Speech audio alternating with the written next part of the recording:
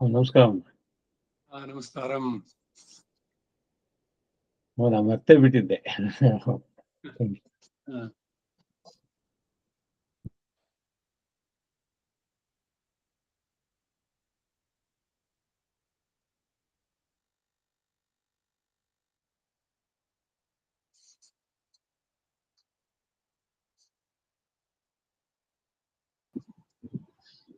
வதிரே தாசம்.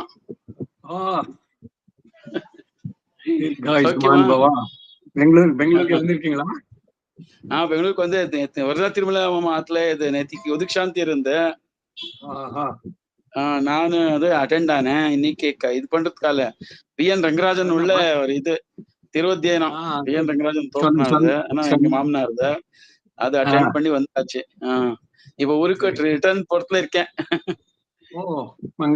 நாளைக்கு தேரு ராமானுஜர்ட இருக்கேன்னா ராமானுஜர் தேரு. அப்புறம் மறான்னா திருநக்ஷத்திரம். சரி சரி சரி. நாம இங்க பின்னோட இது நம்மளும் ஆடுறதுக்கு தொடக்கம் ஆடுது. அப்புறம் மலையாள நரசிம்மருக்கு தொடக்கம் ஆடுது. ரெண்டும் செமெண்டேஸா நடக்கிறது. நித்தியானுசந்தானம் எல்லாச்சு விசேஷ பிரபா இவாளுಗಳು ಎಲ್ಲ ಸೇರಿನಿಂದ ಗದ್ಯತ್ರಿಯಾಚಿ இன்னைக்கு எதிராஜ சப்ததி பண்ணாச்சு. வேதார்த்த சங்கிரகம் ஆனாக்கா பாக்கலாம் அன்கேண்டிருக்கோம். அப்புறம் ராமானுஷ் நூத்தந்தாதி வேதார்த்த சங்கிரகம் இது கத்யுத் மாதிரி இருக்குது பூர்த்தி. அது அதுக்காக சின்சி இருக்கிறத பாக்கலாம் அன்கேண்டிருக்கேன். இதெல்லாம் ஆனாக்கா பாராயணிಗೆ சாமூகிகமா பண்றது அது சொன்னா பரத் சொன்னோம். நேற்றுக்கு வந்து நாம கொஞ்சம் சொன்னா சரி சரி ஓகே போயிருந்தேன். இன்னைக்கு போய் அட்டென்ட் பண்ணிட்டு வந்துட்டு அப்புறம் இங்க 11:30க்கு ஸ்டார்டட். சரி சரி சரி ஓகே. மங்களானிக்கு வந்தோம். சேஃபா போயிட்டு வாருங்க. ஆச்சி மாமா ஆச்சி மாமா ஆச்சி மாமா. ஆடியோ ஆஃப் பண்ணி. अस्मत् गुरुभ्यो नमः. अस्मत् परम गुरुभ्यो नमः. अस्मत् सर्व गुरुभ्यो नमः. श्रीमते रामानुजाय नमः. श्रीमते निगमान्त महादेशिकाय नमः. श्री तिरुक्कुरुहै पिरान् पिळ्ळन् स्वामिने नमः. भक्तामृतं विश्वजनानुमोदनं सर्वार्थदं श्री षटकोपवाङ्मयं सहस्रशाखोपनिषत्समागमं नमाम्यहं द्रविड वेदसागरम्. 26/4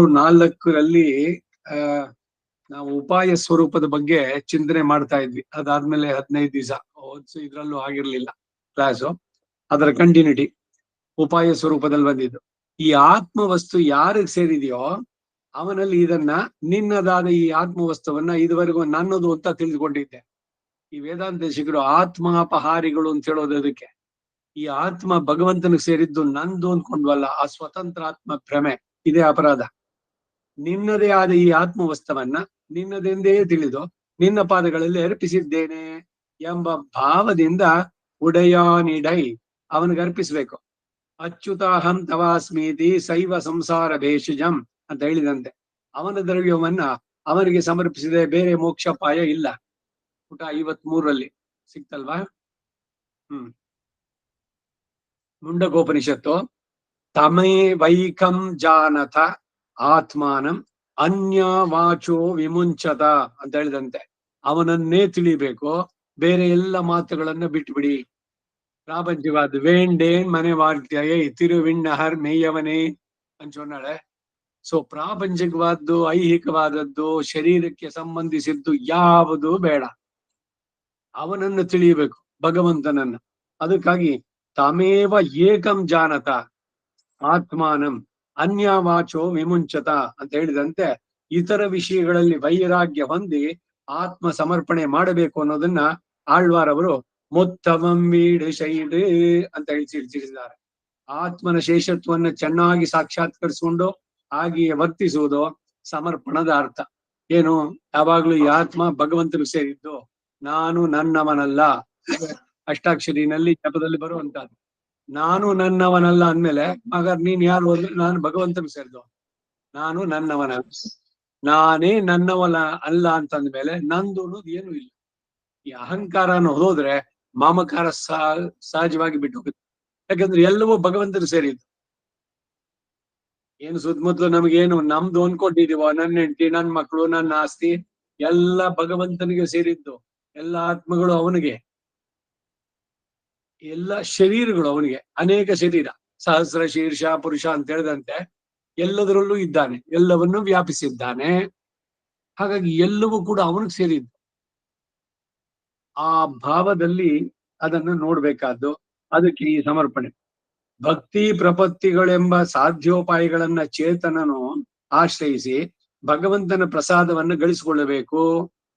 ಭಗವಂತನನ್ನು ಬಿಟ್ಟು ಇತರ ವಿಚಾರಗಳಲ್ಲಿ ಅನಾಸಕ್ತಿ ಹೊಂದಿ ಭಗವಂತನನ್ನ ಪಡೆಯಬೇಕು ಎಂಬ ತೀವ್ರವಾದ ಆಕಾಂಕ್ಷೆಯೊಡನೆ ಭಗವಂತನನ್ನ ಪ್ರೀತಿಪೂರ್ವಕವಾಗಿ ವರಿಸಬೇಕಾದದ್ದು ಚೇತನನು ಮಾಡಬೇಕಾದ ಕೃತ್ಯ. ಇದನ್ನೇ ನಾವು ಈ ಆಳ್ವಾರಗಳಿಂದ ಕಲಿಬೇಕಾದ. ಪಾಡಿ ಅಲತ್ತುವನ್ ಆಕ್ರಂದನ ಕ್ರಂದಾಮಿ ಸಂಪ್ರತ್ಯ ಗತಿಸ್ತವಾಗ್ರೆ. ನನ್ನ ಗತಿ ಏನೋ, ಇವಳು ತಿರತ್ತೇನ್ ಚಿಂದಿತ್ತಾಯೇ, ನಿನ್ನ ಬಿಟ್ಟು ಅವಳಿಗೇನು ಬೇಕಿಲ್ಲ, ಹುಚ್ಚಲಾಗ್ಬಿಟ್ಟಿದ್ದಾಳೆ.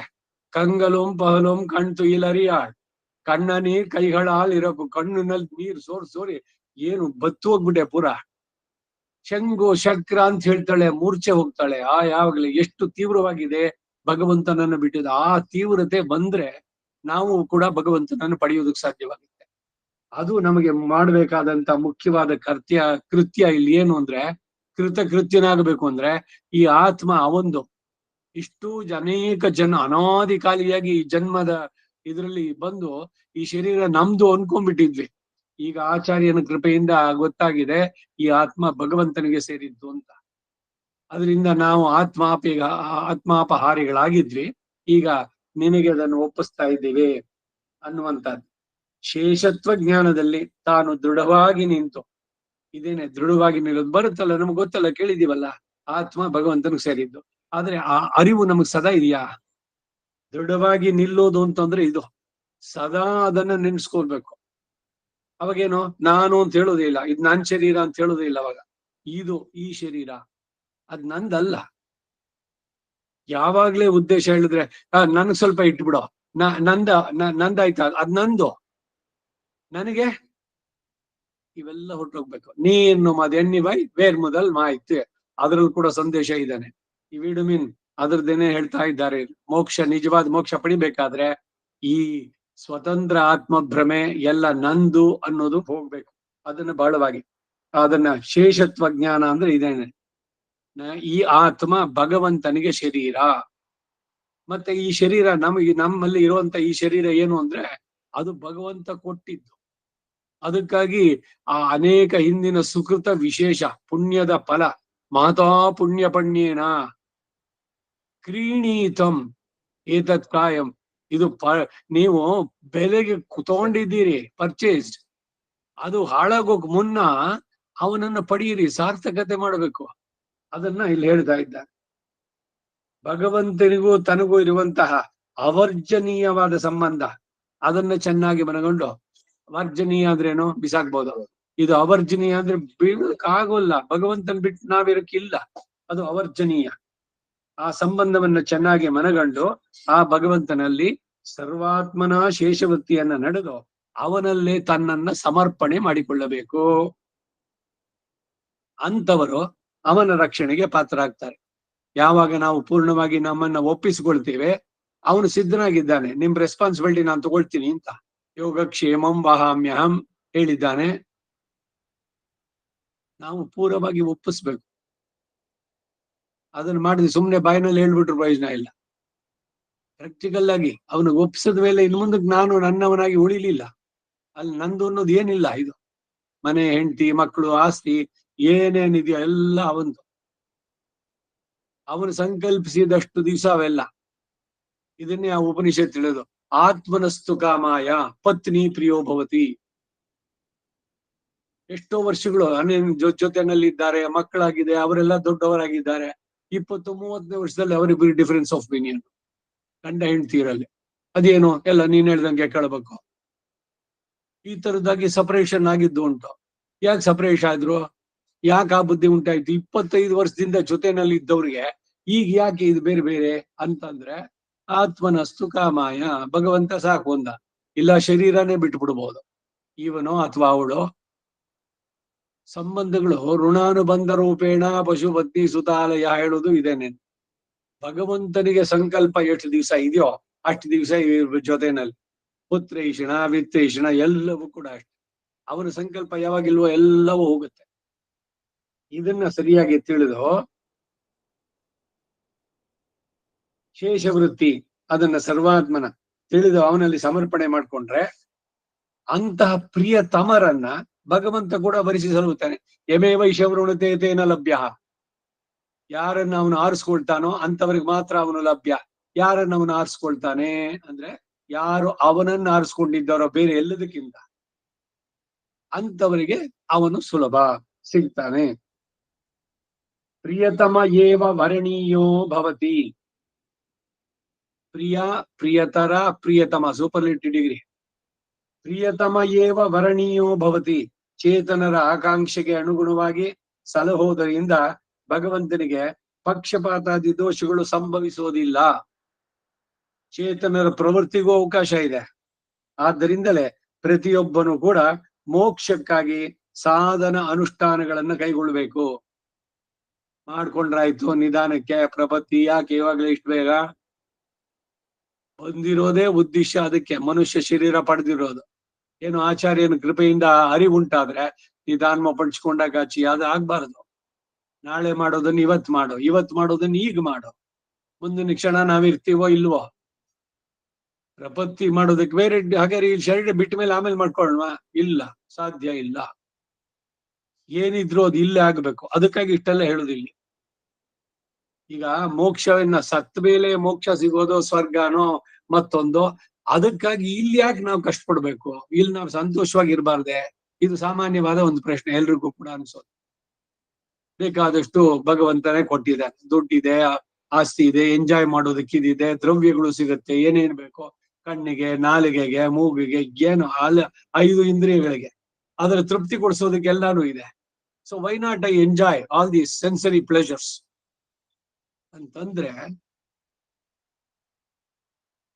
ಅದರಿಂದ ಮತ್ತೆ ಮತ್ತೆ ಕೆಳಕ್ಕೆ ಹೋಗ್ತೀವಿ. ನೆನ್ನೆ ದಿವಸ ಇದು ಭಗವದ್ಗೀತೆ ಹೇಳ್ತಾ ಇದ್ನಲ್ಲ, ರಜೋ ತಮೋ ಗುಣಗಳು, ಗುಣತ್ರಯ ವಿಭಾಗ ಯೋಗ. ಆ ಗುಣತ್ರಯ ವಿಭಾಗ ಯೋಗದಲ್ಲಿ ಯಾಕೆ ಸಾತ್ವಿಕನಾಗೆ ಇರ್ಬೇಕು? ತಾಮಸಿಯಾಗೆ ಇದ್ದ.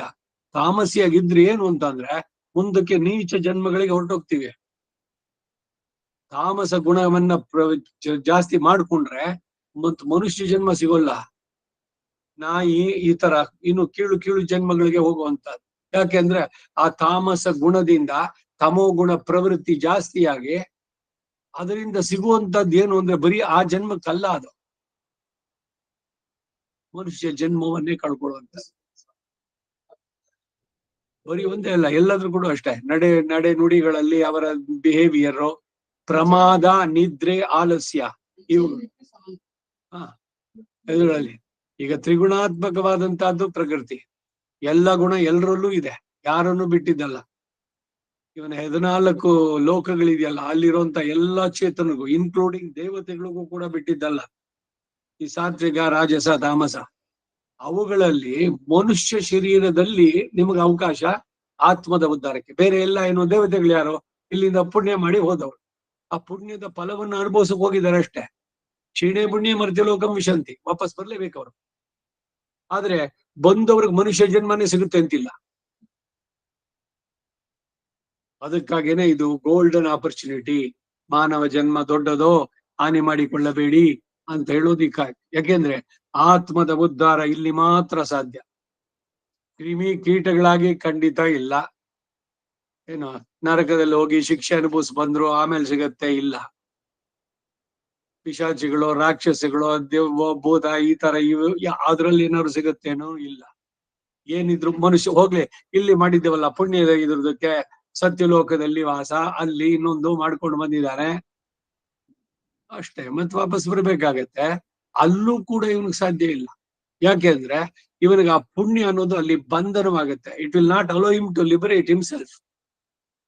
ಚಿನ್ನದ ಬೇಡಿ ಹಾಕಿದ್ದಾರೆ, ಬಿಡಿಸ್ಕೊಂಡು ಹೋಗೋಕ್ಕಾಗಲ್ಲ. ಅಲ್ಲಿ ಅದನ್ನ ಅನುಭವಿಸಿ ವಾಪಸ್ಸೇ ಬರ್ಬೇಕು. ಅವಶ್ಯಂ ಅನುಭೋಕ್ತವ್ಯಂ ಅನ್ನೋದು ಅಲ್ಲಿಗೂ ಕೂಡ. ಹೇಗೆ ಕೆಟ್ಟ ಕೆಲಸ ಮಾಡಿದ್ದಕ್ಕೆ ಶಿಕ್ಷೆ ತಪ್ಪೋದಿಲ್ವೋ, ಹಾಗೆ ಒಳ್ಳೆ ಕೆಲಸ ಮಾಡಿದ್ದಕ್ಕೆ ಪುಣ್ಯವೂ ಬಿಡೋದಿಲ್ಲ ನಿಮ್ಮನ್ನ. ಈ ಕಾರಣದಿಂದನೇ ಪುಣ್ಯಕ್ಕಾಗಿ ಯಾವ ಕೆಲಸನೂ ಮಾಡ್ಬೇಡಿ, ಎಲ್ಲ ಭಗವತ್ ಪ್ರೀತ್ಯರ್ಥವಾಗಿ ಆಗಲಿ ಅಂತ ಬರುವಂತಹದ್ದು. ಸರ್ವಾತ್ಮನ ಶೇಷವತ್ತಿಯನ್ನ ನಡೆದು ಅದರಲ್ಲಿ ತನ್ನನ್ನ ಸಮರ್ಪಣೆ ಮಾಡ್ಕೊಳ್ಬೇಕು ಅಂತವನು. ಅದಕ್ಕಾಗಿ ಏನ್ ಮಾಡ್ಬೇಕು? ಎಲ್ಲದಕ್ಕಿಂತ ಭಗವಂತ ನಮಗೆ ಅತ್ಯಂತ ಪ್ರಿಯತಮನಾಗಬೇಕು. ನನ್ನ ಎಲ್ಲ ಸಂಬಂಧಗಳಿಗಿಂತ, ತಂದೆನೋ ತಾಯಿನೋ ಹೆಂಡತಿನೋ ಮಕ್ಕಳೋ, ಎಲ್ಲರಿಗಿಂತ ಭಗವಂತ ನಮಗೆ ಅತ್ಯಂತ ನಿಕಟ, ತುಂಬಾ ಆತ್ಮೀಯ. ಅವನಷ್ಟು ಆತ್ಮೀಯರು ಯಾರು ಆಗ್ಲಿಕ್ಕಾಗಲ್ಲ. ಅದನ್ನ ಮಾಡಿಕೊಂಡ್ರೆ ಚೇತನರ ಆಕಾಂಕ್ಷೆಗೆ ಅನುಗುಣವಾಗಿ ಸಲಹೋದ್ರಿಂದ ಭಗವಂತನಿಗೆ ಪಕ್ಷಪಾತಾದಿ ಬರೋಲ್ಲ. ಯಾಕೆಂದ್ರೆ ಇವನು ಎಲ್ಲವನ್ನು ಬಿಟ್ಟು ಭಗವಂತನ್ನೇ ಆರಿಸ್ಕೊಂಡಿದ್ದಾನೆ. ಅವನಿಗೆ ಮಾಡದೆ ಇನ್ಯಾರು ಮಾಡ್ತಾನೆ? ಇದ್ರದ್ದೇ ಉದ್ಗಾರಗಳು ನಾವು ಹೇಳ್ಬಾರ್ದು. ನನಗಲ್ದೆ ಇನ್ಯಾರ ಕೊಡೋಕ್ ಸಾಧ್ಯ ಅವನು? ಅದು ನಮ್ಮದು ವಿಧಿವಹ ಏಂದ್ರು. ಮೋಕ್ಷ ಅನ್ನೋದು it is our birth right. ನಮ್ಮ ಆಳ್ವಾರ್ದೆ ಮಾತು.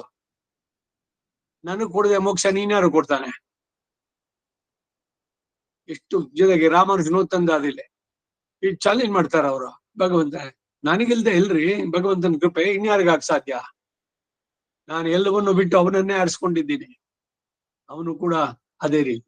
ಅದಕ್ಕಾಗಿ ಅವನು ಚೇತನರ ಪ್ರವೃತ್ತಿಗೂ ಇಲ್ಲಿ ಅವಕಾಶ ಇದೆ. ಅಂದ್ರೆ ಇವನು ಆರಿಸ್ಕೋಬೇಕಷ್ಟೇ ಭಗವಂತನನ್ನ. ನೀವು ಭಗವಂತನನ್ನ ಆರಿಸ್ಕೊಂಡ್ರೆ ಭಗವಂತ ನಿಮ್ಮನ್ನ ಆರಿಸ್ಕೊಳ್ತಾನೆ. ಆದ್ದರಿಂದಲೇ ಪ್ರತಿಯೊಬ್ಬನು ಮೋಕ್ಷಕ್ಕೆ ಸಾಧನ ಅನುಷ್ಠಾನ ಕೈಗೊಳ್ಬೇಕು. ಆ ಸಾಧನ ಅನುಷ್ಠಾನಗಳಿಂದ ಪ್ರಸನ್ನನಾದ ಭಗವಂತನಿಂದ ಪರಮ ಫಲದ ಪ್ರಾಪ್ತಿ ಆಗೋದರಿಂದ ಸಿದ್ಧೋಪಾಯ ಸಾಧ್ಯೋಪಾಯಗಳೆರಡಕ್ಕೂ ಮಹತ್ವ ಇದೆ.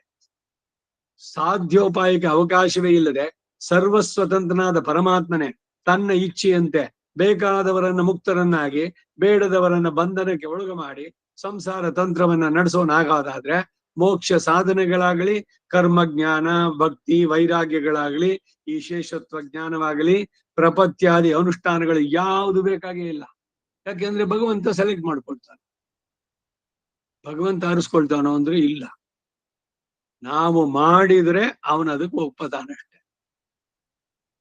ಲೋಕದ ವ್ಯವಹಾರ ಇದ್ರಲ್ಲೂ ಅಷ್ಟೇ. ನಿಮ್ಮನ್ನ ಯಾರು ಬಂದು ಚೆನ್ನಾಗಿ ಸರಿಯಾಗಿ ಆಧರಿಸಿ ಮಾತಾಡಿದ್ರೆ ನೀವು ಮಾತಾಡ್ತೀರಿ, ಸುಮ್ನೆ ಎಲ್ರ ಹತ್ರನು ಮಾತಾಡ್ತೀರೇನು ಹೋಗಿ? ಹೀಗೆ ಲೌಕಿಕ ವೈದಿಕ ಎರಡಕ್ಕೂ ಕೂಡ ಅನ್ವಯವಾಗುವಂತಹದ್ದು. ಯಾವುದು ಬೇಕಿಲ್ಲ, ಎಲ್ಲ ಭಗವಂತನೇ ಮಾಡ್ಕೊಳ್ಳಿ, ನಮ್ಗೇನಿದೆ?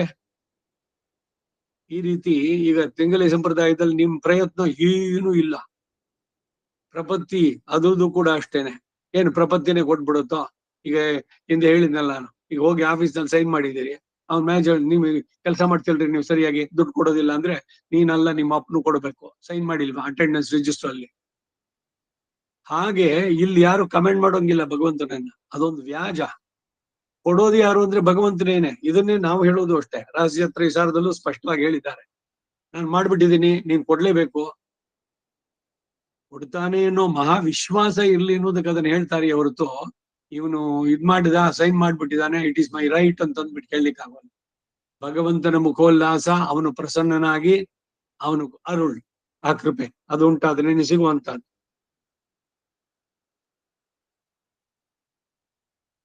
ಸರ್ವಸ್ವಾಮಿಯು ಸರ್ವಶೇಷಿಯೂ ಆದ ಭಗವಂತನು ತನಗೇ ಸೇರಿದ ಚೇತನರಿಗೆ ಅವರವರ ಆಶೆ ಆಕಾಂಕ್ಷೆಗಳಿಗೆ ಅನುಗುಣವಾಗಿ ಸಂಸಾರ ಬಂಧನ ನಿವರ್ತನಾದಿಗಳನ್ನು ಮಾಡ್ತಾನೆ. ಆದ್ದರಿಂದಲೇ ನಮ್ಮ ಆಳ್ವರವರು ಚೇತನರನ್ನ ಕುರಿತು ನಿಮ್ಮನ್ನ ಭಗವಂತನಲ್ಲಿ ಸಮರ್ಪಣೆ ಮಾಡಿಕೊಳ್ಳಿ ಅಂತಾರೆ. ನೀರ್ ನುಮದೆನ್ನಿವೈ வேர் முதல் மாய்த்து இரஷேர்மின் உயிர்க்கு அதನೇರ್ ನಿರೆಯಿಲ್ಲೈ. ಉಯಿರ್ ಅಂತಂದ್ರೆ ಆತ್ಮ, ಉಡಲ್ ಅಂತಂದ್ರೆ ಶರೀರ.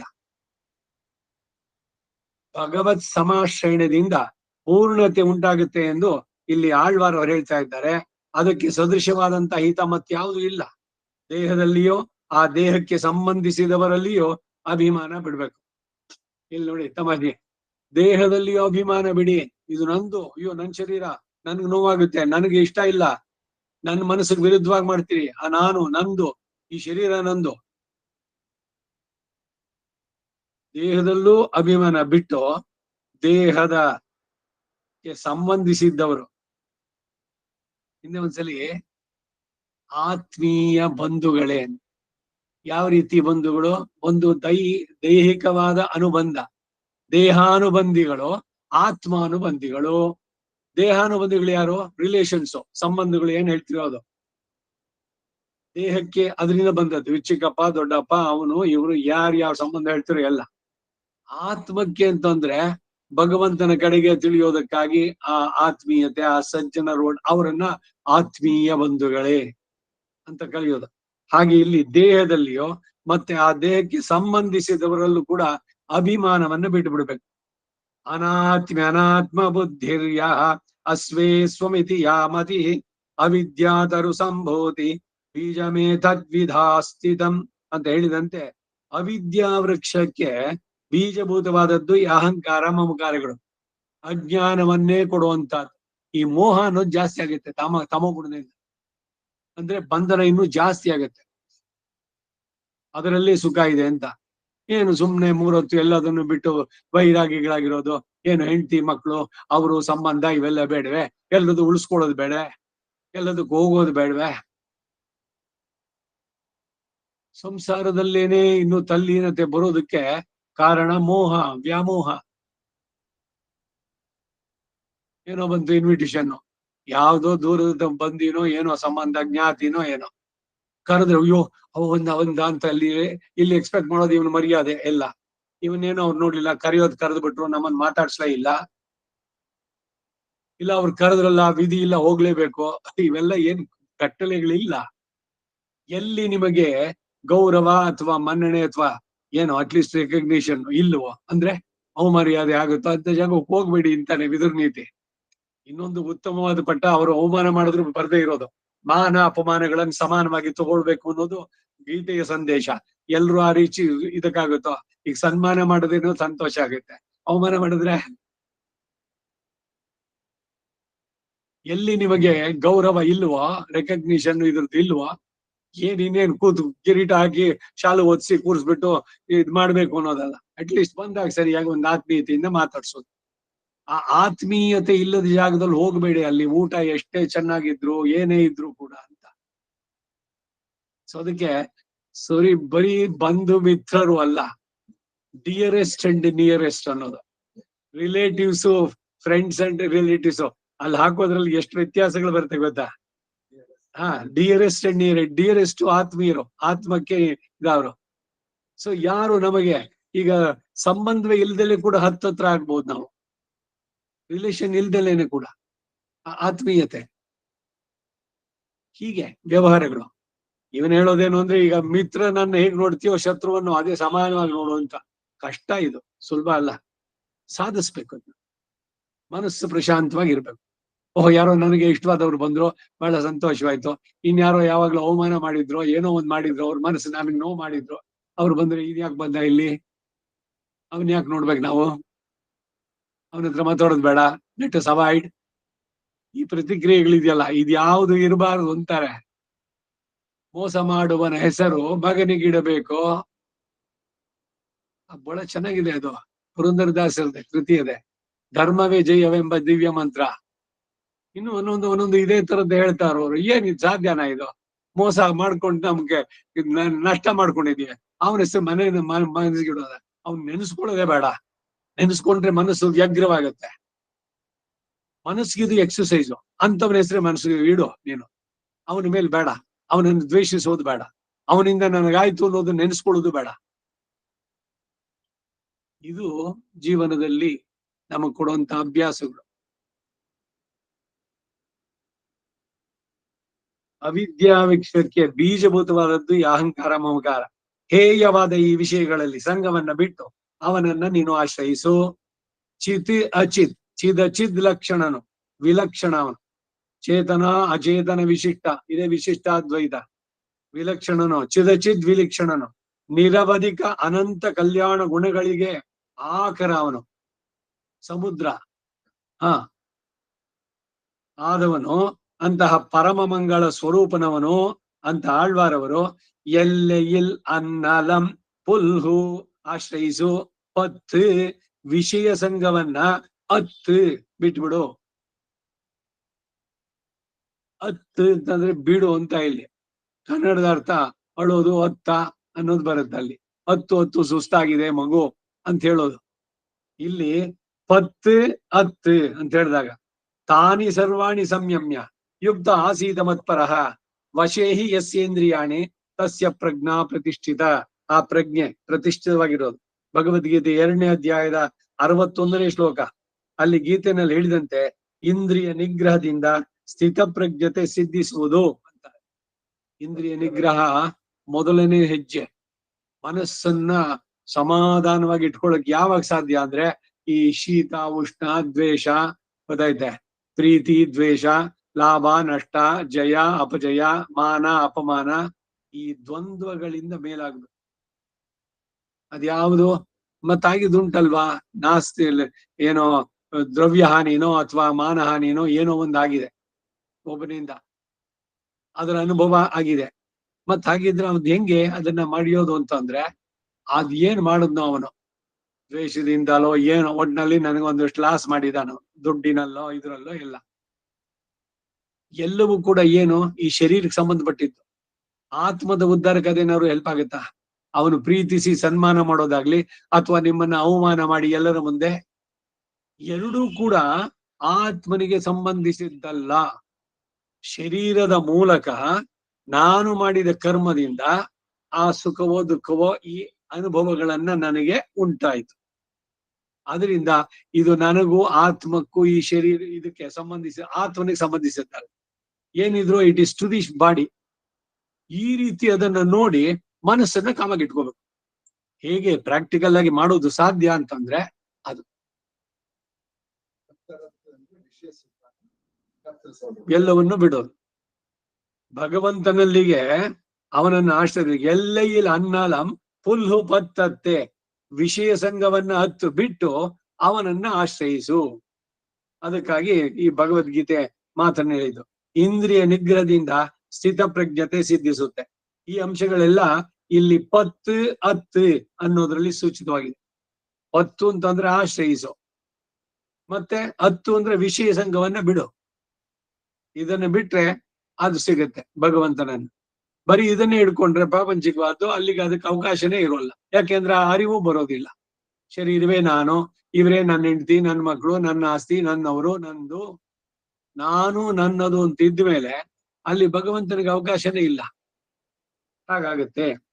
ಭಗವದ್ ಪ್ರೀತ್ಯರ್ಥವಾಗಿ ಆತ್ಮಸ್ವರೂಪದ ಅನುಸಂಧಾನದೊಡನೆ ಫಲಾಪೇಕ್ಷೆ ಇಲ್ಲದೆ ಮಾಡಿದ ಕರ್ಮ ಯೋಗ ಎನಿಸಿ ಇಂದ್ರಿಯ ಜಯವನ್ನ ಸಾಧಿಸಿಕೊಡುತ್ತೆ. ಬರೀ ಕರ್ಮ ಅಲ್ಲ, ಕರ್ಮ ಯೋಗಿಗಳಾಗಬೇಕು. ಯೋಗ ಅಂದ್ರೇನು? ಈ ಮೂರು ಸಂಬಂಧ: ತ್ಯಾಗ, ಕರ್ತೃತ್ವ ತ್ಯಾಗ, ಫಲತ್ಯಾಗ. ಇವುಗಳನ್ನ ಮಾಡಿ ಇಂದ್ರಿಯ ನಿಗ್ರಹ ಸಾಧಿಸೋದು ಅಂತಂದ್ರೆ ಈ ದ್ವೇಷ, ಈ ಸುಖ ದುಃಖ ಇವುಗಳಿಂದ ಮೇಲೆ ಇರಬೇಕು. ಸುಖ ಬಂದಾಗ ಸುಖ ಅಂತ ಅನ್ಕೊಳ್ಳೇಬೇಡಿ, ದುಃಖ ಬಂದಾಗ ದುಃಖನೂ ಅನ್ಕೋಬೇಡಿ. ಎರಡು ನನಗೆ ಸಂಬಂಧಿಸಿದ್ದಾಗ. ಮತ್ತದ್ ಹೇಗ್ ತಗೋಬೇಕು? ಕರ್ಮದಿಂದ ಈ ಶರೀರದ ಮುಖಾಂತರ. ಈ ಸಂವೇದನೆ ಎಲ್ಲ ಹೆಂಗ್ ಬರುತ್ತೆ? ಸುಖ ಅಥವಾ ದುಃಖ ಥ್ರೂ ದಿ ಬಾಡಿ ತಾನೆ. So it is pertaining to the body, not for the atma. ಇದನ್ನ ನೋಡಿ ಅಲ್ಲಿ ಆ ಸಂಬಂಧ ಕಟ್ ಮಾಡ್ಬೇಕು. ಏನು ಬಂದ್ರು ಕೂಡ ಅಷ್ಟೇ. ಇದಕ್ಕೇನೆ ನಾನು ಹಿಂದೆ ಇದ್ರಲ್ಲಿ ಹೇಳಿದ್ದು ಇಲ್ಲ, ಈ ಭಗವದ್ಗೀತೆದಲ್ಲ, ಕರ್ಮ ಗೀತಾ ಭಾಷೆ ಬಂತಲ್ಲ, ಅದ್ರ ಉದಾಹರಣೆ ಹೇಳಿದ್ದು ಈ ಕುಷ್ಠರೋಗಿಗಳಿದೆಯಲ್ಲ, ಲೆಪ್ರಸೋರಿಯಮ್ಮ, ಅವ್ರಿಗೆ ಕೈಯೆಲ್ಲ ಉಗುರು ಎಲ್ಲ ಹೋಗ್ಬಿಟ್ಟು ಎಲ್ಲ ಮೊಂಡು ಬೆರಳುಗಳ ತರ ಆಗಿರುತ್ತೆ. ಕುದೀತಾ ಇದೆ ಪಾತ್ರೆನಲ್ಲಿ, ಎತ್ ಬಿಟ್ಟು ಇಡ್ತಾರೆ. ಬೆಂಕಿ ಇದ್ರದನ್ನೇ ತೆಗೆದ್ಬಿಟ್ಟು ಅಲ್ಲಿ ಒಳಗಡೆ ಇಡ್ತಾರೆ. ಸುಟ್ಟು ಹೋಗ್ತಾ ಇದೆ ಕೈ, ಗೊತ್ತಾಗೋಲ್ಲ ಅವ್ರಿಗೆ. ಪೂರ ಸೆನ್ಸೇಷನ್ನೇ ಇಲ್ಲ. ನರಮಂಡಲದ್ದು ಆ ಬೆರಳುಗಳಲ್ಲಿ ಎಲ್ಲ ಪೂರ್ಣವಾಗಿ ಹೋಯ್ತು.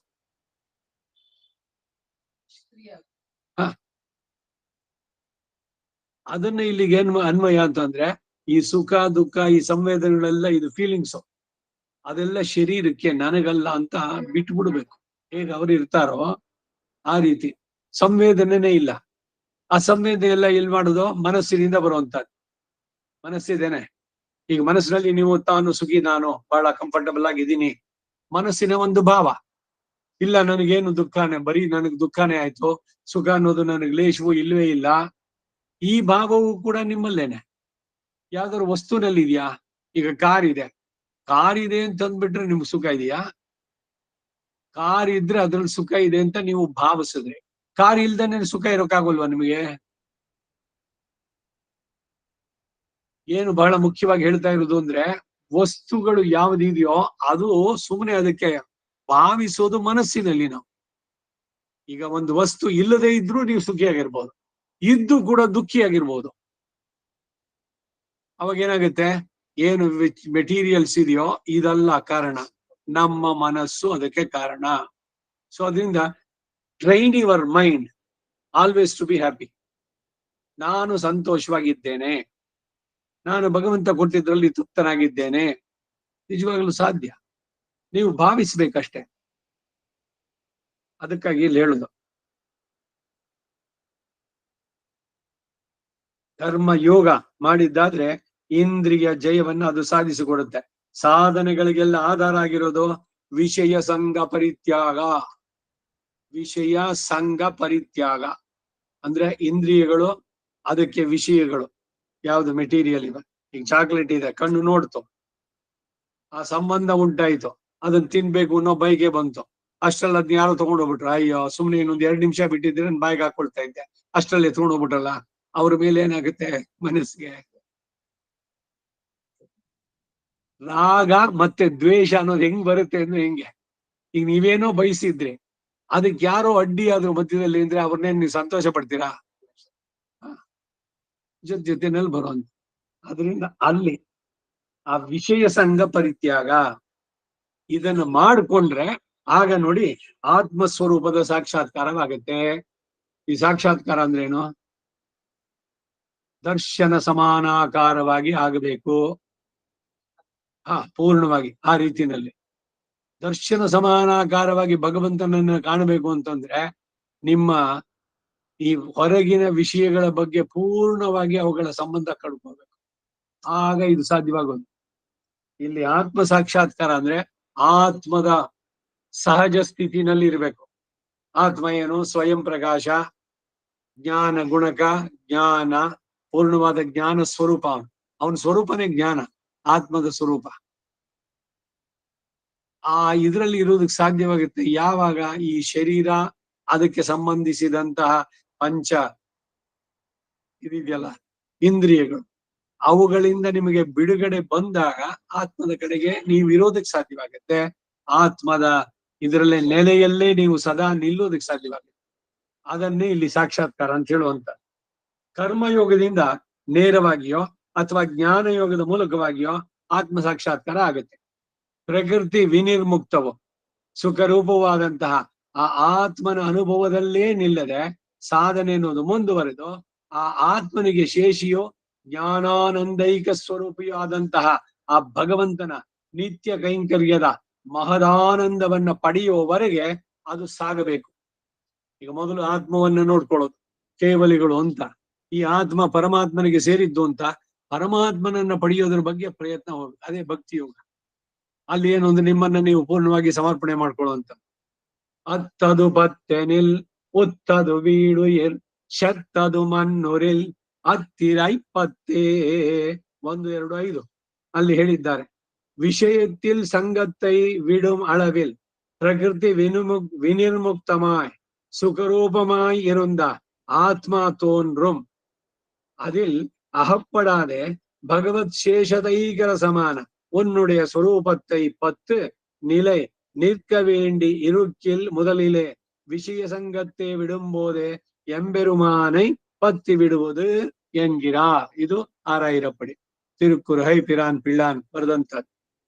ಸಾಧನೆಯ ಸಾರ ಸರ್ವಸವನ್ನ ಈ ಪಾಶುರದಲ್ಲಿ ಆಳ್ವಾರವರು ಅತಿ ಸಂಗ್ರಹವಾಗಿ ತಿಳಿಸಿದ್ದಾರೆ.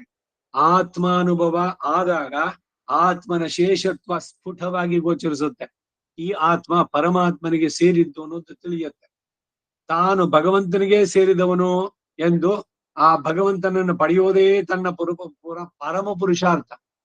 ಚತುರ್ವಿಧ ಪುರುಷಾರ್ಥ, ಧರ್ಮ ಅರ್ಥ ಕಾಮ ಮೋಕ್ಷ ಎಲ್ಲ ಹೇಳಿದ್ರೆ ಇವೆಲ್ಲ ಬಿಟ್ಬಿಡಿ. ಧರ್ಮ ಅರ್ಥ ಕಾಮಗಳೆಲ್ಲ ಶರೀರದ ಇದಕ್ಕಾಗುವಂತಹದ್ದು.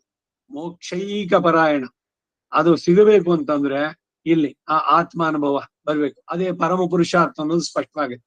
ಆಗ ಚೇತನನು ಆತ್ಮಾನುಭವದಲ್ಲಿಯೇ ನಿಲ್ಲದೆ ಭಗವಂತನನ್ನ ಪಡೆಯುವುದಕ್ಕಾಗಿ ಅವನನ್ನೇ ಆಶ್ರಯಿಸಬೇಕು.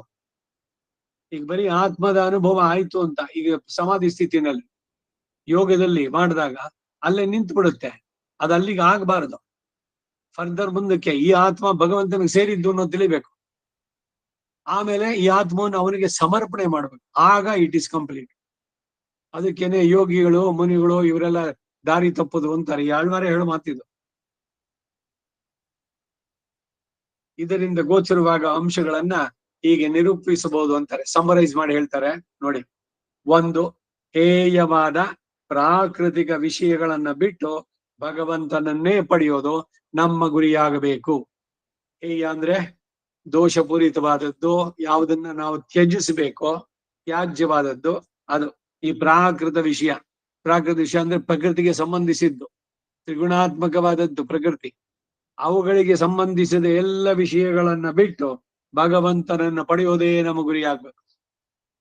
ಎರಡನೇದು, ಇದಕ್ಕಾಗಿ ಪ್ರಯತ್ನಿಸುವ ಸಾಧಕ ಪ್ರಾಕೃತ ವಿಷಯಗಳಲ್ಲಿರುವ ಅಸ್ಥಿರತ್ವಾದಿ ದೋಷಗಳನ್ನ ಮನಗಾಣಬೇಕು. ಇದನ್ನೇ ಅವರು ದೇಶಿಕರು ಹೇಳಿದ್ದು ವಸ್ತು ವಿಚಾರ.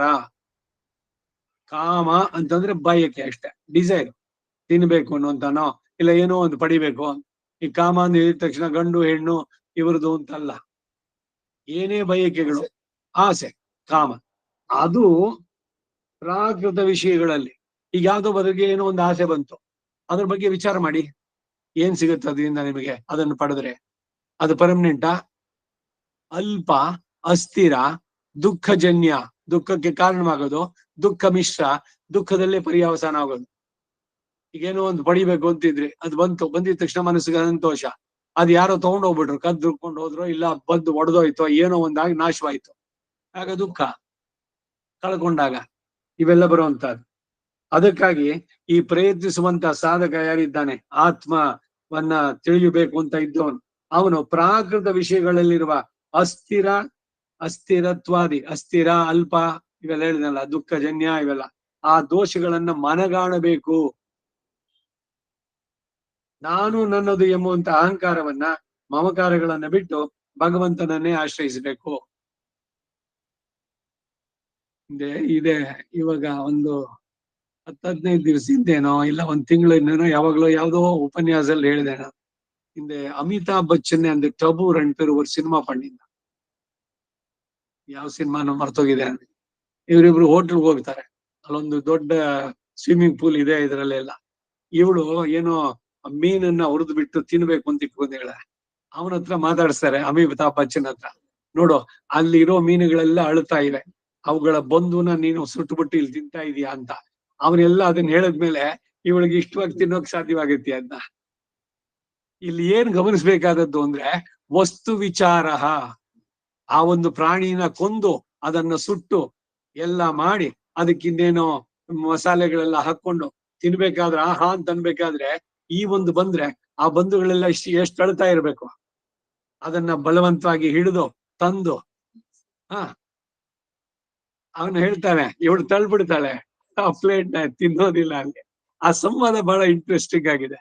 ಏನು ಅಂದ್ರೆ ಈ ಪ್ರಾಪಂಚಿಕವಾದ ವಿಷಯದಲ್ಲಿ ವಸ್ತು ವಿಚಾರ ಅಂದ್ರೆ ಹೀಗೆ ಮಾಡ್ಬೇಕಾದ್ದು ಅಂತ.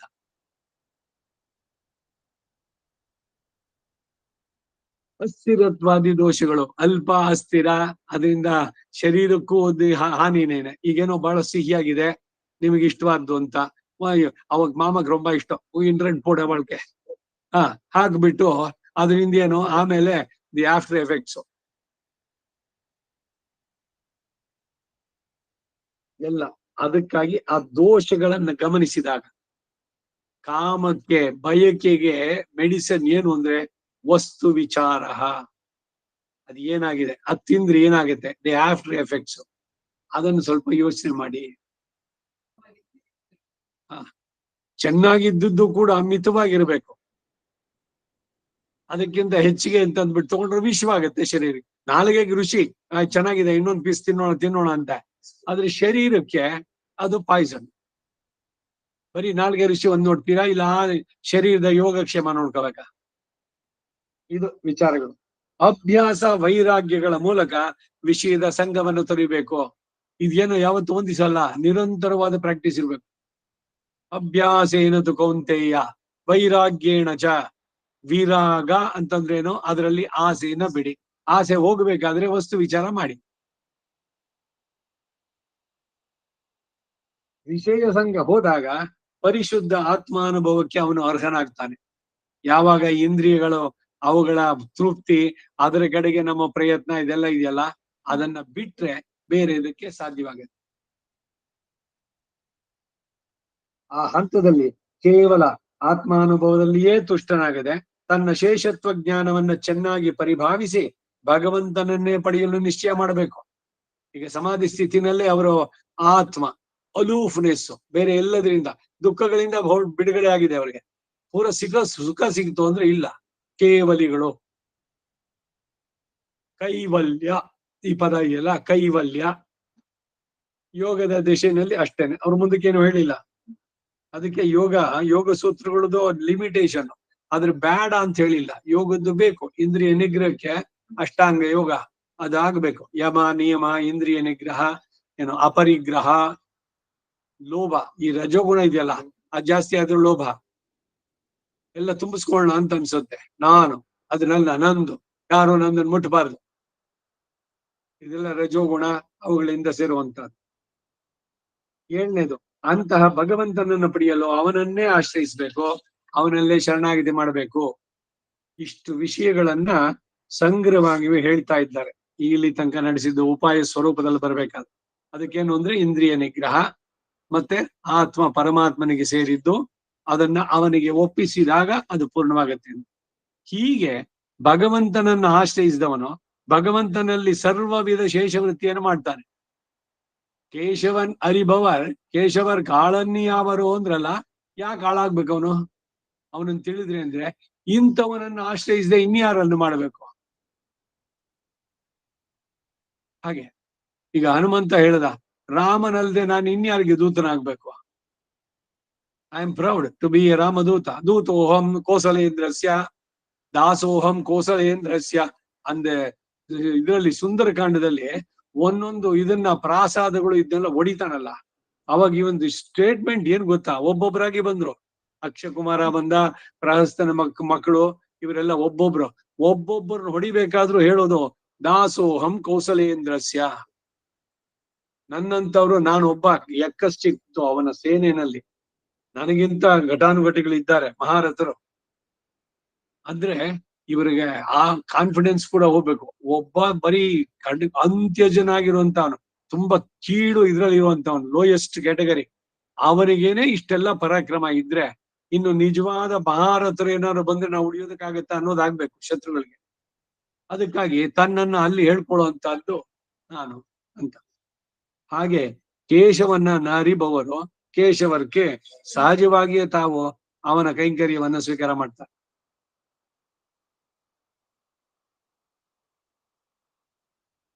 ನಾವು ಈಶ್ವರನನ್ನ ಆಶ್ರಯಿಸಿದ್ರೆ ಅವನು ನಮ್ಮನ್ನ ಸ್ವೀಕರಿಸ್ತಾನೆಯೇ? ಅವನು ಸರ್ವೇಶ್ವರನಲ್ವೇ? ನಾವು ಅವನ ಮುಂದೆ ಅತಿ ಅಲ್ಪರಷ್ಟೇ. ಈ ಪ್ರಶ್ನೆಗೆ ಉತ್ತರವನ್ನು ಆಳ್ವಾರ್ ಹೇಳ್ತಾರೆ, ಪತ್ತಿಲನ್ ಈಶನು ಮುತ್ತವಂ ನಿನ್ನನನ್ ಪತ್ತಿಲಯಾಯ್ ಅವನ್ ಮೊತ್ತಿಲಡಂಗೆ 1-2-6 ಹೇಳ್ತಾರೆ. ಅವನ ಪರತ್ವವನ್ನ, ಮಹಾಮಹಿಮತ್ವವನ್ನ, ಉಭಯ ವಿಭೂತಿ ನಾಯಕತ್ವವನ್ನ ನಾವು ಮನಗಂಡಾಗ ಅವನನ್ನು ನಾವು ಹೇಗೆ ಸಮೀಪಿಸಬಲ್ಲೆವು ಎಂಬ ಸಂದೇಹ ಬರಬಹುದು. ಆದರೆ ಅವನ ಪರಮ ಸೌಲಭ್ಯವನ್ನ, ಸ್ನೇಹ ಪರತ್ವವನ್ನ ನಮಗೂ ಅವನಿಗೂ ಇರುವ ಶೇಷಿತ್ವ ರೂಪವಾದ ಈ ಸಮೀಪ ಬಂಧುತ್ವವನ್ನು ಅರಿತಾಗ ಅವನು ನಮ್ಮ ಸ್ವಾಮಿ, ಅವನ ಸಂಪತ್ತೆಲ್ಲ ನಮ್ಮ ಸ್ವಾಮಿಯ ಸಂಪತ್ತು, ಆ ಸಂಪತ್ತಿನಲ್ಲಿ ನಾವು ಅಂತರ್ಗತವಾಗಿದ್ದೇವೆ ಎಂಬ ಅರಿವು ಮೂಡುತ್ತೆ. ಹೀಗೆ ತದೀಯತಾ ಭಾವದಿಂದ ಅವನು ಸೇವೆ ಮಾಡಿ ಎಂದು ನಮ್ಮ ಆಳ್ವಾರು ಉಪದೇಶ ಮಾಡ್ತಾರೆ. ನಾವು ಅವನಿಗೆ ಸೇರಿದವರು, ಅದರ ಅರಿವು ಉಂಟಾಗ್ಬೇಕು. ಇದೇನು ನಮಗೂ ಅವನಿಗೂ ಇರೋ ಸಂಬಂಧವನ್ನ ನೆನಪಿಸ್ಕೊಳ್ಳಿ, ಅದನ್ನ ಸರಿಯಾಗಿ ತಿಳ್ಕೊಳ್ಳಿ ಅನ್ನೋದು. ಭಗವಂತನಿಗೂ ಈ ಜೀವಾತ್ಮನಿಗೂ ಇರುವ ಸಂಬಂಧ ಏನು? ಅಪೃಥಕ್ ಸಿದ್ಧ ಅಂದ್ರು. ಇದನ್ನ ಅಪೃಥಕ್ ಸಿದ್ಧ ಅಂದ್ರೆ ಏನು? ಬೇರೆಯಾಗಿ ಇರ್ಲಿಕ್ಕೆ ಸಾಧ್ಯನೇ ಇಲ್ಲ. ಈ ಕೆನಾಟ್ ಎಕ್ಸಿಸ್ಟ್. ಭಗವಂತನಿಲ್ಲಿದ್ದಿದ್ರೆ ಪ್ರಕೃತಿ ಇರ್ಲಿ, ಜೀವಾತ್ಮನು ಇರ್ಲಿಕ್ಕೆ ಸಾಧ್ಯ ಇಲ್ಲ.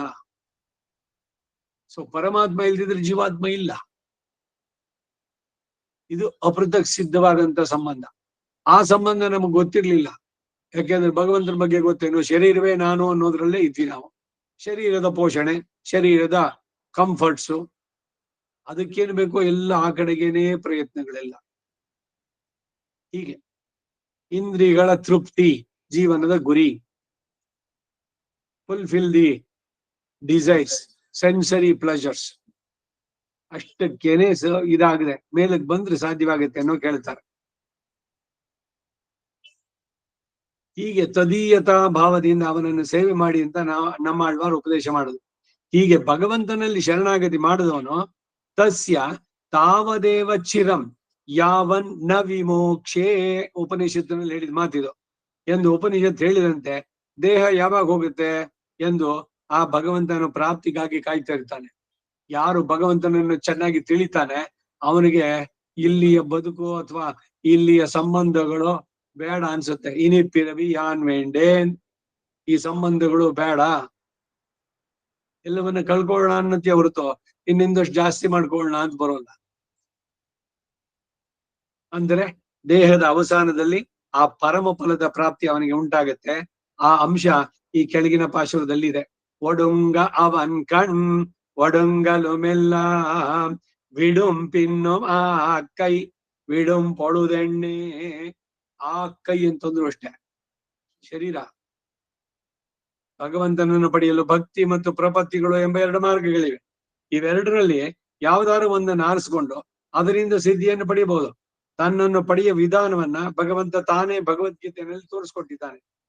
ಪಿಣಕ್ಕರ ಅರುವ ಹಚ್ಚಮ ಯಮಂ ನೆರಿವುಳ್ಳಿ ಉರೈತ ಕಣಕ್ಕರು ನಲತ್ತನನ್ ಅಂತಮಿಲ್ ಆದಿಯಂಬಹವನ್ வனக்குடைத்தவன் நெறி வழி நின்ன புற நெறி களைகட்டி உனக்குமின் பசை அற ಅವನುಡೈ ಉಣರ್ವ ಕೊಂಡು ಉಣಂದೇ. 1, 3, 5 ಗೀತೆಯಲ್ಲಿ ಭಗವಂತರು ಹೇಳಿರುವ ಈ ಜ್ಞಾನವನ್ನ ಚೆನ್ನಾಗಿ ತಿಳಿದು ಭಕ್ತಿ ಮಾರ್ಗವನ್ನ ಅನುಸರಿಸಿ ಪ್ರಾಕೃತ ವಿಷಯಗಳಲ್ಲಿ ಸಂಘವನ್ನ ಬಿಡಿ ಅಂತ ಇಲ್ಲಿ ಆಳ್ವಾರು ಉಪದೇಶ ಮಾಡ್ತಾರೆ. ಲೋಕದಲ್ಲಿ ಅನೇಕ ಸಿದ್ಧಾಂತಗಳಿವೆ, ಆದರೆ ಅವುಗಳನ್ನ ವೈದಿಕ ಸಿದ್ಧಾಂತದೊಡನೆ ಹೋಲಿಸಿ ನೋಡಿ. ಬೇರೆ ಬೇರೆ ಇದೆ ಇಲ್ಲಿ. ಅದನ್ನ ಅಪೌರುಷೇಯವೋ ನಿರ್ದುಷ್ಟವೂ ಆದಂತ ವೇದಕ್ಕೆ ವಿರುದ್ಧವಾದ ಇತರ ಸಮಯಗಳು ಪ್ರಮಾಣ ಅಲ್ಲ ಅನ್ನೋದನ್ನ ಗೀತಾಚಾರ್ಯ ಗೀತೆಯಲ್ಲಿ ಉಪದೇಶಿಸಿದ್ದಾನೆ. இப்படி வேதார்த்தை உள்ளபடியே வியக்தமாக்கின இம்மகாகுணத்தை உடையவனான எம்பெருமான் ஸ்திரமான பக்தி யோகத்தில் நின்று பிராகிருத விஷயங்களாகிற கலையை கடிந்து அவத்தின் சங்கத்தையும் விடுங்கோள். அவன் அருளி செய்த அருளின ஸ்ரீ கீதையாலே சமஸ்த கல்யாண குணாத்மகனானவனை உணர்ந்து ವ್ಯತಿರಿಕ್ತ ಸಂಗத்தை விடுவது என்கிறார். ಇದು 6000 ಪಡಿ ಅಪಾಚರಕ್ಕೆ. ತೇಷಾಂ ಜ್ಞಾನಿ ನಿತ್ಯಯುಕ್ತ ಏಕಭಕ್ತಿ ವಿಶಿಷ್ಯತೆ ಅಂತ ಗೀತೆಯಲ್ಲಿ ಹೇಳಿದಂತೆ ಆ ಭಗವಂತನನ್ನು ಬಿಟ್ಟು ಮತ್ತೊಬ್ಬರನ್ನು ಆಶ್ರಯಿಸಬಾರದು ಎಂಬ ಭಾವ ಉನ್ನಿತ್ತು ಮತ್ತೊರು ದೈವಂ ತೊಳಾಳ್, ಅವನೇ ಅಲ್ಲ. 4, 6, 10 ತಿರುವಾಮಳಿನಲ್ಲಿ. ಅವನನ್ನು ಬಿಟ್ಟು ಬೇರೆ ಯಾವ ದೇವತೆಯನ್ನು ಅವಳು ನಮಸ್ಕರಿಸೋದು ಇಲ್ಲ, ಬೇಕು ಇಲ್ಲ ಅವನು. ಯಾಕೆಂದ್ರೆ ನೀನು ಕೊಡುವಂತದ್ನ ಅವ್ರಿಗೆ ಕೊಡಕ್ಕಾಗಲ್ಲ, ನೀ ಕೈ ಬಿಟ್ರೆ ಅವ್ರು ರಕ್ಷಣೆ ಮಾಡಕ್ಕಾಗಲ್ಲ. ಈ ಎಲ್ಲ ಪೂರ್ವ ಅರಿವಿನಿಂದ ಅವನನ್ನೇ ಆಶ್ರಯಿಸಿ ಅವನನ್ನೇ ಪಡೆಯೋದು. ಇದಕ್ಕೆ ಅನನ್ಯ ಪ್ರಯೋಜನ ಅಂತ. ಈಗ ಈ ಪ್ರಯೋಜನ ಇರ್ಲಿ, ಅದ್ರ ಜೊತೆಗೆ ಇನ್ನೊಂದಷ್ಟು ಬೇರೆದು ಸಿಗ್ಲಿ, ಅದು ಅನ್ಯ ಪ್ರಯೋಜನವಾಯ್ತು. ಅನನ್ಯ ಪ್ರಯೋಜನರಾಗಿ ಅಂತಂದ್ರೆ ಭಗವಂತನ ಬಿಟ್ಟು ಬೇರೆ ಇನ್ನೇನು ಕೇಳೋಲ್ಲ. ನೀನೇ ಬೇಕು ಅನ್ನೋದು ಬಿಟ್ಟು ನನಗೆ ಐಶ್ವರ್ಯ ಕೊಡು, ಮಂಡಿ ನೋವಾಸಿ ಮಾಡು, ಇನ್ನೇನೋ ಒಂದು ಅದು ಕೊಡು ಇದು ಕೊಡು, ಭಗವಂತನ ಬಿಟ್ಟು ಬೇರೆ ಏನೇನೋ ಕೇಳೋದು. ಯಾರು ಈ ಅರಿವು ಇರೋಂತವ್ರು ಭಗವಂತನ ಬಿಟ್ಟು ಬೇರೆ ಏನನ್ನೂ ಕೇಳೋಲ್ಲ. ಹಾಗಿರ್ಬೇಕಾದ್ರು ಅನನ್ಯ ಪ್ರಯೋಜನ ಆಗಿ ಭಗವಂತನಲ್ಲಿ ಭಕ್ತಿ ಮಾಡಿದ್ರೆ ಅನಾದಿ ಕಾಲ ಸಂಚಿತವಾದದ್ದು ಭಗವದ್ ಅನುಭವ ವಿರೋಧಿಯಾದದ್ದು ಆದಂತಹ ನಮ್ಮ ಈ ಪಾಪವೆಲ್ಲ ಆ ಭಕ್ತಿ ಯೋಗದ ಪ್ರಭಾವದಿಂದ ನಾಶವಾಗುತ್ತೆ.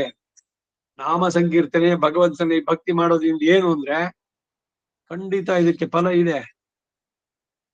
ಅದು ಭಗವಂತನನ್ನ ಮನದಣಿಯ ಅನುಭವಿಸಬಹುದು. ಇಲ್ಲಿ ಹೇಳಿರುವ ಪಾಪ ಪ್ರಾರಬ್ಧವನ್ನ ಬಿಟ್ಟು ಉಳಿದದು ಎಂದು ತಿಳಿಬೇಕು.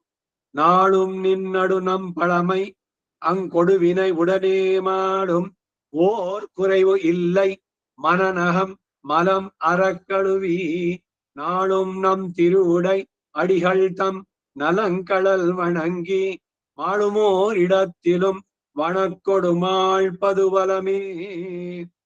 ಇಲ್ಲಿ ಹೇಳಿರುವ ಅಂಶವನ್ನ ಹೀಗೆ ಗುರುತಿಸಬಹುದು ಅಂತಾರೆ. ಎಲ್ಲ ಸಮರೈಸ್ ಮಾಡಿ ಮತ್ತೆ ಒಂದು ಮನಸ್ಸಿನ ಕೊಡೆ ಎಲ್ಲವನ್ನು ಅಂದ್ರೆ ರಾಗದ್ವೇಷಾದಿಗಳನ್ನ ತೊಳೆದು ಮನಸ್ಸನ್ನ ಶುದ್ಧಗೊಳಿಸಿ ಭಗವತ್ ಪರವನ್ನಾಗಿ ಮಾಡಬೇಕು.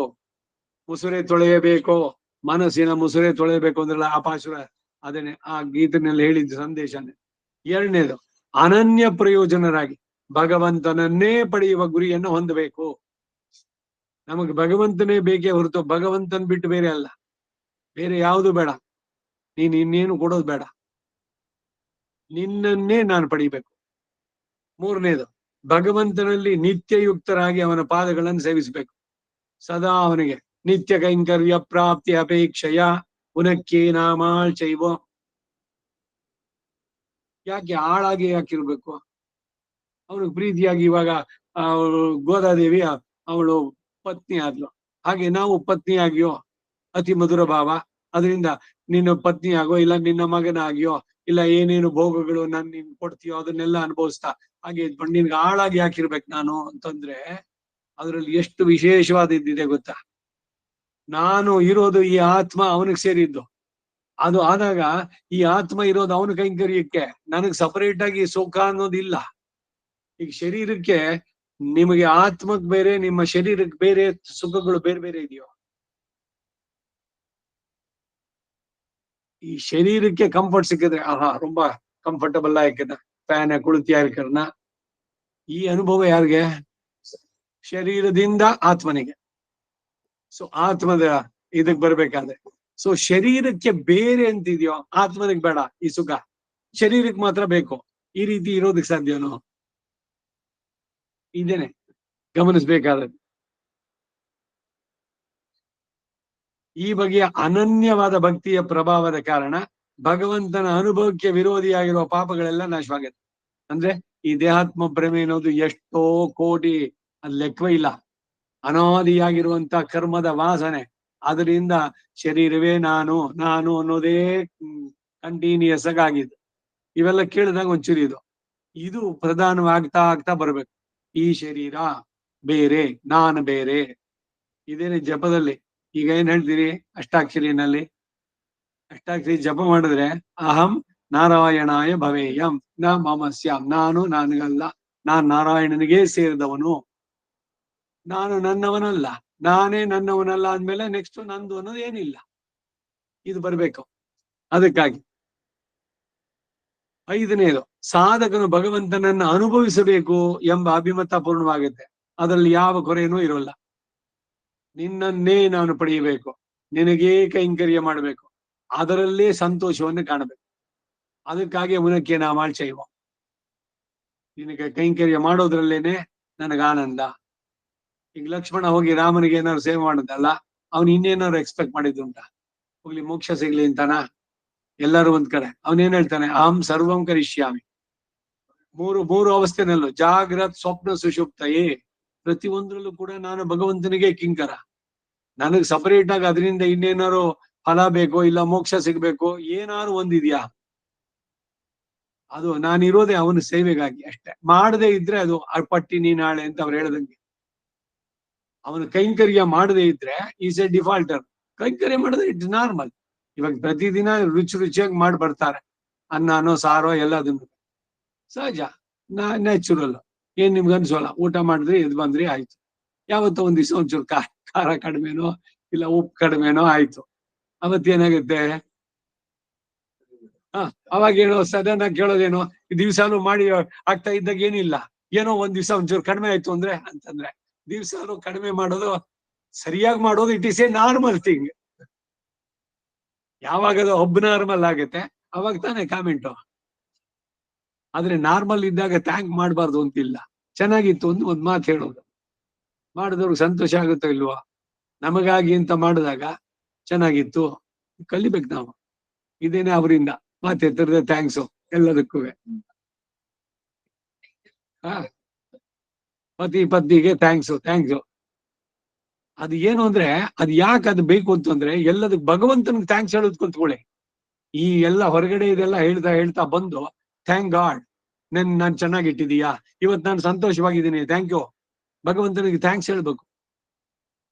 ಕೃತಜ್ಞತೆಯನ್ನ ಸಮರ್ಪಣೆ ಮಾಡೋದು ಒಂದ್ ಕಡೆ, ಇನ್ನೊಂದು ಪ್ರಾಯಶ್ಚಿತ್ತ, ಅಪರಾಧಗಳಿಗೆ ಕ್ಷಮಾಪಣೆ ಕೇಳೋದು, ಎರಡು ಕೂಡ ರೆಗ್ಯುಲರ್ ಆಗಿರ್ಬೇಕು. ಅದು ಭಗವಂತನಿಗೆ ಧನ್ಯವಾದ ಹೇಳುವಂತ. ಬರೀ ಸಂಕಟ ಬಂದಾಗ ಮಾತ್ರ ಅವನನ್ನಿಸ್ಕೊಳ್ಳೋದಲ್ಲ. ಹಾಗೆ ಹೀಗೆ ಮೊದಲಿಂದ ದೃಢವಾದ ಭಕ್ತಿಯನ್ನು ಮಾಡೋದಕ್ಕೆ ಸಮರ್ಥರಾಗದವರು ಮರಣ ಕಾಲದಲ್ಲಿ ಅಂತಿಮೇ ದ್ವಯಸಿ ಸಾಧು ವೃತ್ತ ಅಂತ ಹೇಳಿದಂತೆ ಭಗವಂತನನ್ನ ಭಜಿಸಿ ಮರಣ ಹೊಂದಿದ್ರು ಕೂಡ ಅದು ಒಳ್ಳೇದೇ ಆಗುತ್ತೆ. ಭಗವಂತನಿಗಾಗಿ ಅಂತ ಮಾಡಿದಾಗ ಭಗವಂತನನ್ನು ಬಿಟ್ಟು ಬೇರೆ ಪ್ರಾಪ್ಯ ಇಲ್ಲ ಅನ್ನೋದನ್ನ, ಅವನನ್ನು ಬಿಟ್ಟು ಬೇರೆ ಏನನ್ನು ಪಡಿಬೇಕಾದದ್ದಿಲ್ಲ. ಪ್ರಾಪ್ಯ ಅಂದ್ರೆ ಇಲ್ಲಿ ಎಂಬೆರುಮಾನಡಿ ಎಲ್ಲ ಶರಣ್ ನಿನೈ ಪಿಲುಂ ಪಿರಿದಿಲ್ಲೆಯನಕ್ಕೆ 8:4:3 ಅಲ್ಲಿ ಹೇಳ್ತಾರೆ. ಇಂತಹ ಭಕ್ತಿ ಯೋಗ ನಿಷ್ಠನಿಗೆ ಭಗವಂತನೇ ಧಾರಕನು, ಪೋಷಕನು, ಭೋಗ್ಯನು ಆಗಿದ್ದಾನೆ. ಉಣ್ಣುಂ ಶೋರಂ ಪರುಹು ನೀರುಂ ತಿಣ್ಣುಂ ವೆತ್ತಿಲೆಯೆಲ್ಲಾಂ ಕಣ್ಣನ್ ಅಂದ್ರು. ಉಣ್ಣುಂ ಶೋರಂ ಪರುಹು ನೀರುಂ, ಅಲ್ಲಿ ಮೊದಲು ಪೋಷಕ, ಆಮೇಲೆ ಧಾರಕ ಹೇಳಿದ್ದು. ಧಾರಕ ಅಂದ್ರೆ ನೀರು, ನೀರಲ್ಲಿ ಇದ್ರೆ ಬದುಕಲ್ಲ ನಾವು. ಅನ್ನ ಇಲ್ದೆ ಇರ್ಬೋದು, 15 ದಿವಸನೂ ಆಗ್ಬೋದು, ಹೆಚ್ಚಿಗೆ ನೀರು ಕುಡಿತಾ ಇರ್ಬೇಕಷ್ಟೆ. ಹೋಚಿ ಕರೆಂಟ್ ಟ್ರಾನ್ಸ್ಫಾರ್ಮರ್ ಏನೋ ಹೋಯ್ತು.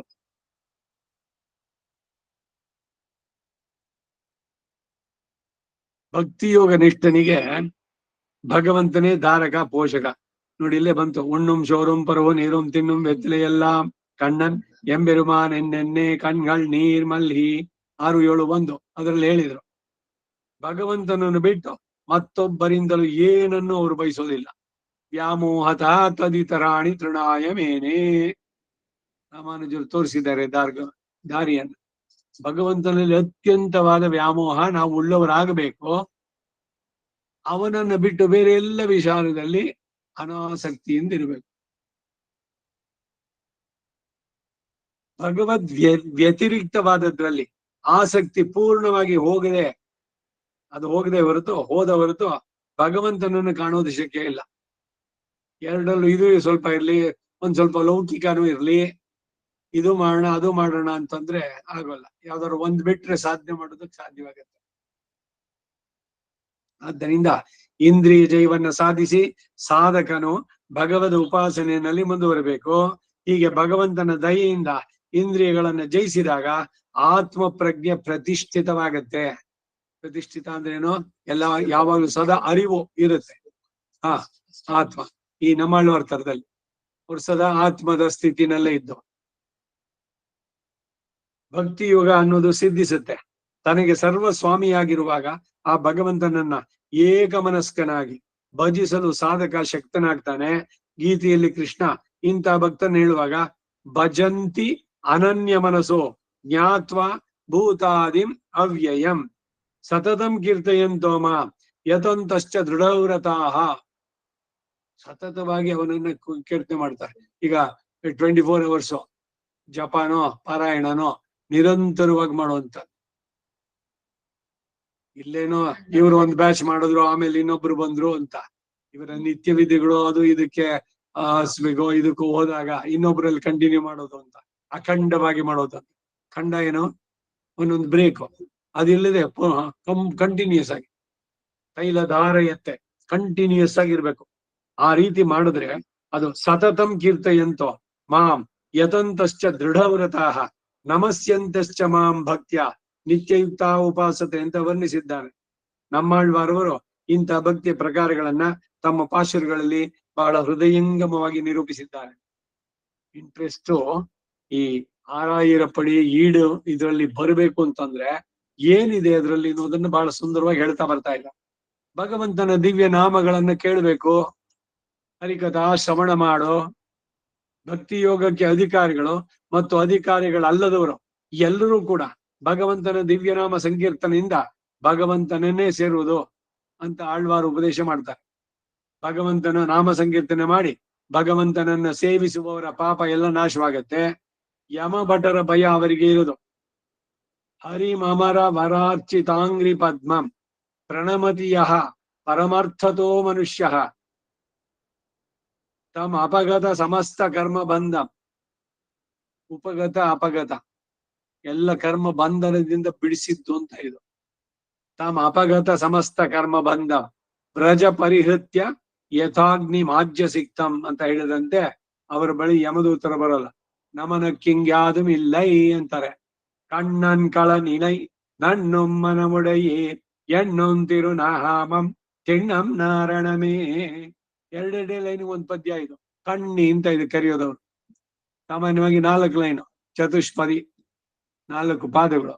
ಈ 2 ಪಾದಗಳಿಗೆ பக்தி யோகத்தை சொல்லுகிறது. எம்பெருமான் திருவடிகளை பெற வேணும் என்றிருப்பார். திருமந்திரத்தையே சொல்லுங்கோள். ಅವನ ತಿರುವಡಿகளை ಪೆರುಹಿ ನಿಶ್ಚಿತಂ ಎನ್ಗಿರಾರ್ ಆರಾಯರಪಡಿ. ನಾರಾಯಣ ಶಬ್ದಕ್ಕೆ ಇಲ್ಲಿ ಪ್ರಾಧಾನ್ಯವನ್ನು ಹೇಳಿರೋದ್ರಿಂದ ಪ್ರಣವ ನಮಸ್ಸುಗಳನ್ನ ಬಿಟ್ಟು ಹೇಳಿದ್ರು ಕೂಡ ಆ ದಿವ್ಯನಾಮದ ಪ್ರಭಾವಕ್ಕೆ ಕಡಿಮೆ ಇಲ್ಲ ಅಂತ ವಿವರಿಸಲಾಗಿದೆ. ಇದನ್ನೇ ಮಾಧವನೆನ್ನೆನ್ನೆ ಓದವಲ್ಲೀರೇ ತೀದೊನ್ನಂ ಅಡೆಯ ಏದೋ ಶೇರಾವೇ 10:5-7 ಅಲ್ಲಿ ಹೇಳಿದ್ದಾರೆ. இந்த பக்தி யோகத்தின் அதிகாரிகள் மாதவன் என்னும் திருநாமத்தை சொல்லுங்கோள். சொல்லவிடத்தில் பரப்பிரேரித்தராய் சொல்லுவாமையும் சொல்ல பகவத் கைங்கரிய விரோதியாய் ಪ್ರಾರಬ್ಧಮಾನ ಸರ್ವ ಪಾಪங்களும் ನಶಿಕ್ಕುಂ. ಅಲ್ಲಲ್ಲೇ 6 ಕೋಟ್ ಮಾಡಿ ಹೇಳ್ತಾರೆ. ತಾವಾಗಿ ಈ ದಿವ್ಯ ನಾಮಗಳನ್ನು ಹೇಳುವರಾಗದೆ ಹೋದ್ರು ಕೂಡ ಪರರ ಪ್ರೇರಣೆಗೆ ಒಳಗಾಗಿ ಹೇಳಿದ್ರು ಸಾಕು, ಆ ದಿವ್ಯ ನಾಮದ ಪ್ರಭಾವ ಅವ್ರ ಮೇಲೆ ಆಗುತ್ತೆ. ಭಗವಂತನ ದಿವ್ಯ ನಾಮಗಳನ್ನು ಬಿಟ್ಟು ಮತ್ತೊಂದನ್ನು ತಾವು ಕೀರ್ತಿಸೋದಿಲ್ಲ ಎನ್ನುವುದನ್ನ ಆಳ್ವಾರ್ ಹೇಳ್ತಾರೆ. ಸ್ತುತಿಗೆ ವಿಷಯನಾದವನು ಭಗವಂತ ಒಬ್ಬನೇ ಎಂಬುದನ್ನ ಆಳ್ವಾರ್ ಅವರು 3ನೇ ಶತಕದ 9ನೇ ದಶಕದಲ್ಲಿ ನಿರೂಪಿಸ್ತಾರೆ. ಭಗವಂತನನ್ನ ಸ್ತುತಿಸೋದ್ರಿಂದ ತಮಗೆ ಆದಂತಹ ಪ್ರೀತಿಯ ಅತಿಶಯವನ್ನ ಆಳ್ವಾರ್ ಹೇಳ್ಕೊಂಡಿದ್ದಾರೆ. ಅಸಂಖ್ಯೇಯ ದಿವ್ಯ ಅವತಾರಗಳನ್ನು ಮಾಡಿ ಲೋಕದ ಜನರೆಲ್ಲರ ಕಣ್ಣುಗಳಿಗೆ ಗೋಚರನಾಗಿ ಶಂಖ, ಚಕ್ರ, ಶಾರ್ಂಗ, ಮುಸಲ, ಖಡ್ಗಾದಿ ದಿವ್ಯ ಆಯುಧಧರನಾಗಿ ಒಂದು ಷೋಡಶಾಯುಧ 16 ಆಯುಧಗಳನ್ನು ಕೊಂಡಾಡುತ್ತೆ ಎಲ್ಲ ಆ ಸ್ತೋತ್ರಗಳಲ್ಲಿ. ಈ ಲೋಕದಲ್ಲೇ ಅತಿ ಬಲ ಪರಾಕ್ರಮಿಗಳಾದಂತಹ ಅಸುರ ರಾಕ್ಷಸರನ್ನ ಅವರವರ ಸೈನ್ಯಗಳೊಡನೆ ನಾಶಪಡಿಸಿದಂತಹ ಮಹಾಗುಣವನ್ನು ಹೊಂದಿದ ಆ ಮಹಾನುಭಾವನ ಗುಣಗಳನ್ನ ಹಾಡಿ ಸಂತೋಷಿಸುವ ನನಗೆ ಏನೂ ಕೊರತೆ ಇಲ್ಲ ಎಂಬ ಭಾವ ಈ ಕೆಳಗಿನ ಪಾಶುರದಲ್ಲಿದೆ. ಜನ್ಮಂ ಪಲ செய்து வெளிப்பட்டு செங்கொடு சக்கரம்பில் ஒன்மையுடைய உலக்கை வள்வாள் கண்டு கொண்டு புள்ளோர்ந்து உலகில் வன்மையுடைய அரக்கர் அசுரை மாளப்படை பொருத நன்மையுடையவன் சீர் பரவ பெத்த ನಾನೋರ್ ಕುರೈವಿಲನೇ. 3:1 ಭಗವಂತನು ಕರುಣಾಸಾಗರ, ತನ್ನನ್ನ ಸ್ತುತಿಸುವವರಲ್ಲಿ ಅಪಾರವಾದ ಅನುಗ್ರಹವನ್ನು ಮಾಡ್ತಾನೆ ಅನ್ನೋದನ್ನ 5:1 ಆ ಪಾಶುರದಲ್ಲಿ ಹೇಳಿದ್ದಾರೆ. ಬಾಹ್ಯ ವಿಷಯಗಳಲ್ಲಿಯೇ ಪ್ರವಣನಾಗಿರುತ್ತಾ ಚಕ್ರಧರನಾದ ಎನ್ನ ನೀಲರತ್ನವೇ ಎಂದೆಂದು ಹೇಳಿದೆ. ಪ್ರಾಕೃತ ವಿಷಯವೇ ಅತ್ಯಂತ ಪ್ರಿಯವಾಗಿದ್ದು ಭಗವಂತನಲ್ಲಿ ಪ್ರೇಮ ಲೇಷ ಇಲ್ಲದೇ ಇದ್ರು ಕೂಡ ಅವನನ್ನ ಪ್ರಿಯ ಎಂದು ಹೇಳುವ ಈ ಮಾತನ್ನ ಸುಳ್ಳಾಗಿ ಹೇಳಿದೆ. ಅದರ ಪ್ರಭಾವದಿಂದ ಭಗವಂತ ನನಗೆ ಪ್ರಿಯನಾಗಿ ಇರುವ ಸ್ಥಿತಿಯನ್ನ ನಿಜವಾಗಿ ಹೊಂದಿಬಿಟ್ಟೆ. ಏನು ಭಾಗ್ಯ ಇದು ಎಂದು ಇಲ್ಲಿ ನಿರೂಪಿಸಿದೆ. ಇದಕ್ಕೆ ಕಾರಣ ಭಗವಂತನ ನಿರವಧಿಕವಾದ ದಯೆ. ಆ ದಯೆ ಎಲ್ಲೆ ಮೀರಿ ಉಕ್ಕಿದಾಗ ಅದನ್ನು ತಡೆಯಲು ಭಗವಂತನಿಗೂ ಸಾಧ್ಯ ಇಲ್ಲ ಎಂದು ಇಲ್ಲಿ ಅನುಭವಿಸಿದೆ. ಭಗವಂತನ ನಾಮ ಸಂಕೀರ್ತನಕ್ಕೆ ಇರುವ ಪ್ರಭಾವ ಇಂಥದ್ದು. இப்போ ಎಲ್ಲ ಬರುತ್ತನ್ ಪೇರು ಸೇಂದಿರ್ಕ ಯೂಶ್ವಲ್ ಎಲ್ಲ ಭಜನೆ ಅವರು ಇದು ಮಾಡ್ತಿದ್ರು. ನನಗೂ ಎಲ್ಲಾ ಭಜನೆ ಬರುತ್ತೆ, ನನಗೂ ಎಲ್ಲ ಗೊತ್ತು ಅಂತ ಕೋರಿಕೆಗೆ ಅವನು ನಿಜವಾಗ್ಲೂ ಇಷ್ಟ ಇಲ್ಲ. ಅವನಿಗೆ ಸುಮ್ನೆ ಬರೀ ಆಷಾಢಭೂತಿ ನಾಟಕ ಹೊರಗಡೆಯಿಂದ ಏನೋ ಸಿಗ್ಲಿ, ಓ ಇವನವನು ಎಷ್ಟು ಎಲ್ಲಾ ಭಜನೆ ಎಲ್ಲ ಕಲ್ತಿದಾರಪ್ಪ ಅನ್ನೋದನ್ನ ಕೇಳಬೇಕು ಅಂತ ಹೇಳು. ಹಾಗೆ ಬರೀ ನಟನೆಗೆ ಮಾಡಿದ್ರು ಕೂಡ ಒಲಿತಾನೆ ಇವನು ಭಗವಂತ ಅಂತಾನೆ. ಇದಕ್ಕೆ ಪಿನ್ನೆ ಒಂದು ಕತೆ ಸೊಲ್ಲಿ ಜ್ಞಾಪಕ. ಒಬ್ಬ ಕಳ್ಳ ರಾಜನ ಕೋಶವನ್ನೇ ಕದ್ದು ಸಿಗಾಕೊಂಡ್ಬಿಟ್ಟ. ಓಡಿ ಬಂದ ತಪ್ಪಿಸ್ಕೊಳಕ್ಕೆ ರಾಜಭಟ್ರು ಅಲ್ಲ ಬಂದ್ಬಿಟ್ಟ. ಅಲ್ಲಿ ಒಂದು ಆಶ್ರಮ ಅಲ್ಲಿ ತಂದು ಅದನ್ನ ಇಟ್ಬಿಟ್ಟು ಬೇಗ ಎಳ್ಕೊಂಡು ಒಂದು ಕಾವಿನ ಸುತ್ಕೊಂಡ್ಬಿಟ್ಟು ಎಲ್ರ ಜೊತೆ ತಾನು ಕೂತ್ಬಿಟ್ಟ. ಅವ್ರಿಗೆ ಐಡೆಂಟಿಫೈ ಮಾಡೋಕ್ ಆಗ್ಲಿಲ್ಲ ಯಾರು ಕಳ್ಳ ಇಲ್ಲಿ ಯಾರು ಅಲ್ಲ ಅಂತ. ಏನ್ ಹೊದ್ಕೊಂಡ್ಬಿಟ್ಟಿದ್ದಾನೆ ಫುಲ್ಲು ತಲೆಗೂ ಎಲ್ಲ ಪೂರ. ಒಂದೇ ಒಂದು ಕ್ಷಣ ಆಮೇಲೆ ಸ್ವಲ್ಪ ಹೊತ್ತಿಗೆ ಇವ್ರು ಹೋದ್ರು. ಇವನಿಗೆ ಫಸ್ಟ್ ನಿವೃತ್ತಿ ಆಯ್ತು. ರಾಜಭಟ್ರ ಸಿಗಾಕೊಂಡಿದ್ರೆ ತಲೆ ತೆಗೆದು ಬಿಡೋರು. ಕಳ್ಳನಿಗೇನು ಕಡೆಗೆ ಶೂಲ್ ಕೇರ್ಸೋದಷ್ಟೆ. ಅದಾದ್ಮೇಲೆ ಸ್ವಲ್ಪ ಹೊತ್ತಿಗೆ ಪಕ್ಕದ ಊರಿನಿಂದ ಎಲ್ಲ ಬಂದು ಎಲ್ರ ಮುಂದೆ ಒಂದೊಂದು ತಟ್ಟೆನಲ್ಲಿ ಹಣ್ಣು, ದುಡ್ಡು ಎಲ್ಲದನ್ನು ಕಾಣಿಕೆ ಎಲ್ಲ ಇಟ್ಟು ನಮಸ್ಕಾರ ಮಾಡಿ ಹೋದ್ರು. ಇವನ್ಗನ್ನಿಸ್ತು, ಅಯ್ಯೋ ಪ್ರತಿದಿನ ಬರೀ ರಾತ್ರಿನೇ ನಂದು ನೈಟ್ ಡ್ಯೂಟಿ, ಕಳ್ಳತನ ಮಾಡೋದಕ್ಕೇನ್ ಬೆಳಗ್ಗೆ ನೋಡಕ್ಕಾಗತ್ತೆ, ಎಲ್ಲಿ ಸಿಗಾಕೊಂಡ್ಬಿಡ್ತೀನೋ ಅನ್ನೋ ಭಯ. ಸೊ ಆ ರೀತಿನಲ್ಲೇನೆ ಮಾಡಿ ಯಾವಾಗ್ಲೂ ಏನು ಪ್ರಾಣವನ್ನ ಕೈನಲ್ಲಿ ಇಟ್ಕೊಂಡಂಗೆ, ಇವನು ಒಂದು ಚೂರು ಎಚ್ಚರಿಕೆ ತಪ್ಪಿದ್ರೆ ಸಿಗಾಕೊಂಡ್ಬಿಡ್ತಾನೆ, ತಲೆ ತೆಗಿತಾನೆ. ಅಷ್ಟರಲ್ಲಿ ಇದ್ದವನಿಗೆ ಒಂದು ಕ್ಷಣ ಅನ್ನಿಸ್ತು, ಅಯ್ಯೋ ಇದೇ ಚೆನ್ನಾಗಿದೆಯಲ್ಲ ಅಂತ. ಅದಕ್ಕೆ ಅವನ ಪಕ್ಕದವ್ರನ್ನ ಕೇಳ್ದ, ಯಾರು ಇಲ್ಲಿಗೆಲ್ಲ ನಿಮ್ಮ ಗುರು ಅಂತ. ಒಳಗಡೆ ಇದಾರೆ ನೋಡಿ. ಸೀದಾ ಹೋದ ಅವನ ಹತ್ರಕ್ಕೆ, ಅವ್ರ ಹತ್ರ, ಸ್ವಾಮಿ ನಾನೊಬ್ಬ ಕಳ್ಳ, ರಾಜನ ಇದಕ್ಕೆ ಕನ್ನ ಹಾಕಿ ತಗೊಂಬಂದೆ, ಓಡಿಸ್ಕೊಂಡ್ ನಿಮ್ ಶಿಷ್ಯರು ಹಾಕಿದ್ ಬಟ್ಟೆ ತಗೊಂಡೆ, ಕಾವಿ ನಾನು ಸುತ್ಕೊಂಡು ಕೂತ್ಕೊಂಡೆ, ಎಲ್ರು ಇಟ್ಟಂಗೆ ನನಗೂ ಹಣ್ಣು ದುಡ್ಡು ಎಲ್ಲ ಇಟ್ಟೋದ್ರು, ನಾನು ಇದಕ್ಕಾಗಿ ರಾತ್ರಿ ಎಲ್ಲ ಕಷ್ಟಪಡಿದ್ದು, ನೇರವಾಗಿ ಅವರೇ ತಂದು ಕೊಡ್ತಾ ಇದ್ದಾರಲ್ಲ, ಇದೊಂಥರ ಚೆನ್ನಾಗಿದೆಯಲ್ಲ, ನೀವು ನನ್ನನ್ನು ಸೇರ್ಸ್ಕೊಂಬಿಡಿ ನಿಮ್ ಗ್ರೂಪ್ಗೆ ಅಂತ. ಒಂದು ಕ್ಷಣ ಶರೀರವನ್ನ ಕಾಪಾಡ್ಕೋಬೇಕು ಆ ಶಿಕ್ಷೆ ಇದರಿಂದ. ಅಷ್ಟಕ್ಕಾಗಿ ಮಾಡಿದ್ದಕ್ಕೆ ಇವನಿಗೆ ಎಷ್ಟು ಮಟ್ಟಿಗೆ ಪರಿವರ್ತನೆ. ಹಾಗೆ ಈ ನಾಮ ಸಂಕೀರ್ತನೆ ಅನ್ನೋದು ಅಷ್ಟು ಉಪಯೋಗ. ಅದಕ್ಕೆ ನಾಮಸ್ಮರಣಾತ್ ಅನ್ಯೋಪಾಯಂ ನೈಪಶ್ಯಾಮೋ ಭವತರಣೆ ರಾಮ ಹರೇ ಕೃಷ್ಣ ಹರೇ ತವ ನಾಮ ವದಾಮಿ ಸದಾ ನೃಹರೇ. ಭಜನೆಗಳನ್ನು ಮಾಡ್ಬೇಕು. ಭಜನೆಗೆ ಪ್ರಾರಂಭ ಮಾಡೋಣ, ರಾಗ ತಾನ ಹೇಗೆ ಇರ್ಲಿ, ರಾಮನಾಮ ಬಾಯಿಗೆ ಬರ್ಲಿ.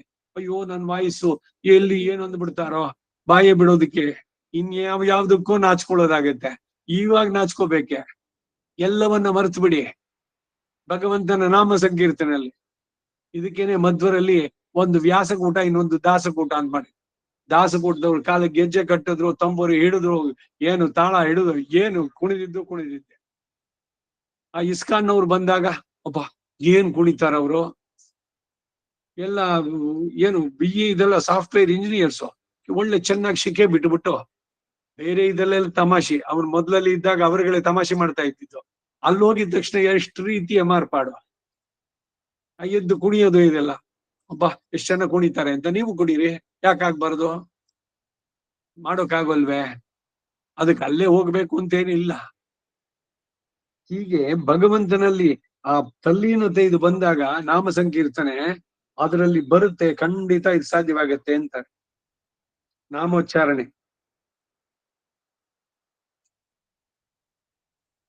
உலகமலி புகழ் பாட நம்மேல் வினை ஒன்னும் நில்லா கெடுமே, நம்மೇಲ್ ವಿನಯ್ ಕೆಡುಂ.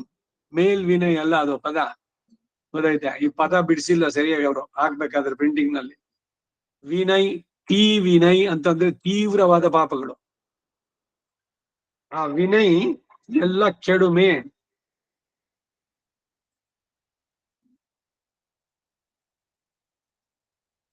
ಹಲೋ, ಬಂದಿದ್ಯಾ? ಸರಿ, ಬರ್ತೀನಿ. Okay, thank you. ರೈಟ್.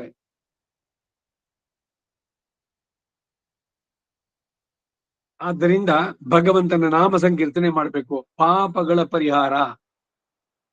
ನಾಮ ಸಂಕೀರ್ತನೆಯಿಂದ ಆಗುವಂತಹದ್ದು ಏನು ಅಂತಂದ್ರೆ ಅನಾದಿ ಕಾಲದಿಂದ ಇರುವಂತಹ ಪಾಪಗಳ ಪರಿಹಾರ. ಅದಕ್ಕಾಗಿ ಇವಾಗ ನಮ್ಮಲ್ಲಿ ಈಗ ಈ ಶಿಷ್ಟಾಚಾರ ಹಿಂದೆ ಎಲ್ಲ ಸಂಪ್ರದಾಯದಲ್ಲಿ ಸಂಧ್ಯಾವನ್ನೇ ಆದ ತಕ್ಷಣ ಸಹಸ್ರನಾಮ ರೆಗ್ಯುಲರ್. ಹೇಗೆ ಸಂಧ್ಯಾವನ್ನೇ ಬಿಡ್ತಾ ಇರ್ಲಿಲ್ವಾ, ಸಂಧ್ಯಾವನ್ನೇ ಆಗಿದ ತಕ್ಷಣ ನೀವು ಬೆಳಗ್ಗೆ ಹೇಳ್ತಿರೋ ಇಲ್ಲ ಸಾಯಂಕಾಲ ಅಂತೂ ಯಾವ್ದೋ ಒಂದ್ ಹೊತ್ತಿನಲ್ಲಿ 3 ಹೊತ್ತು ಹೇಳ್ಬೇಕು. ಆಕ್ಚುಲ್ ಆಗಿ ಬರೀ ಶ್ರೀರಾಮ ರಾಮ ರಾಮೇತಿ ವನಮಾಲಿ ಗದಿಶಾಂಗಿ ಮಾತ್ರ 3 ಸಲ ಹೇಳೋದಲ್ಲ. 3 ಸವನಗಳು, 3ರಲ್ಲೂ ನಾಮ ಸಂಕೀರ್ತನೆ. ಬರೀ ನಾಮ ಸಂಕೀರ್ತನೆ ಮಾಡ್ಬಿಡ್ತೀನಿ, ಸಂಧ್ಯಾವನ್ನೇ ಬಿಟ್ಟು ಬಿಡ್ತೀನಿ ಅಂದ್ರೆ ಆಗೋಲ್ಲ. ಅದು ಆಜ್ಞಾಕೈಂಕರ್ಯ. ಅದ್ರ ಜೊತೆಗೆ ಇದನ್ನ ಸೇರ್ಸ್ಕೋಬೇಕು. ಇದು ಭಗವಂತನ ಪಡೆಯೋಕೆ ಬಹಳ ಸುಲಭವಾದ ಮಾರ್ಗ ಆಗುತ್ತೆ. ನೀವು ಮೊದ್ಲು ವರ್ಣಾಶ್ರಮ ಧರ್ಮ ಮಾಡಿರೋದ್ರಿಂದ ಏನು ಅಂದ್ರೆ ಧರ್ಮೇಣ ಪಾಪಂ ಅಪನುದತಿ. ನಿಮ್ಮ ಧರ್ಮ ನೀವು ಆಚರಣೆ ಮಾಡಿದ್ದಿಂದ ಪಾಪಗಳ ಪರಿಹಾರ. ಮತ್ತೆ ಇದು ಲೇಪಿಸೋದಿಲ್ಲ ನಿಮಗೆ. ಈ ನಾಮ ಸಂಕೀರ್ತನೆಯಿಂದ ಏನು ಸಂಚಿತವಾದ ಪಾಪಗಳಿದೆಯೋ ಅವುಗಳ ಪರಿಹಾರ. ಇವೆರಡರಿಂದ ಭಗವಂತನ ಕೃಪೆ ನಿಮ್ಮ ಮೇಲೆ ಉಂಟಾಗೋದಕ್ಕೆ ಶೀಘ್ರವಾಗಿ ಫಲಪ್ರದವಾಗತ್ತೆ. ಇದಕ್ಕಾಗಿ ಈ ನಾಮ ಸಂಕೀರ್ತನೆ ನಿರಂತರವಾಗಿ ಸಾಗಬೇಕು. ಹಿಂದೆ ಎಲ್ಲ ವಾರಕ್ಕೆ 1 ದಿವಸ ಇಟ್ಕೊಂಡಿದ್ದು ಭಜನೆಗೆ. ಈ ಟಿವಿ ಎಲ್ಲ ಬರೋದಕ್ ಮೊದ್ಲು ನಾ ಹೇಳೋದು, ಪ್ರತಿ ಶನಿವಾರ ಭಜನೆಗೆ.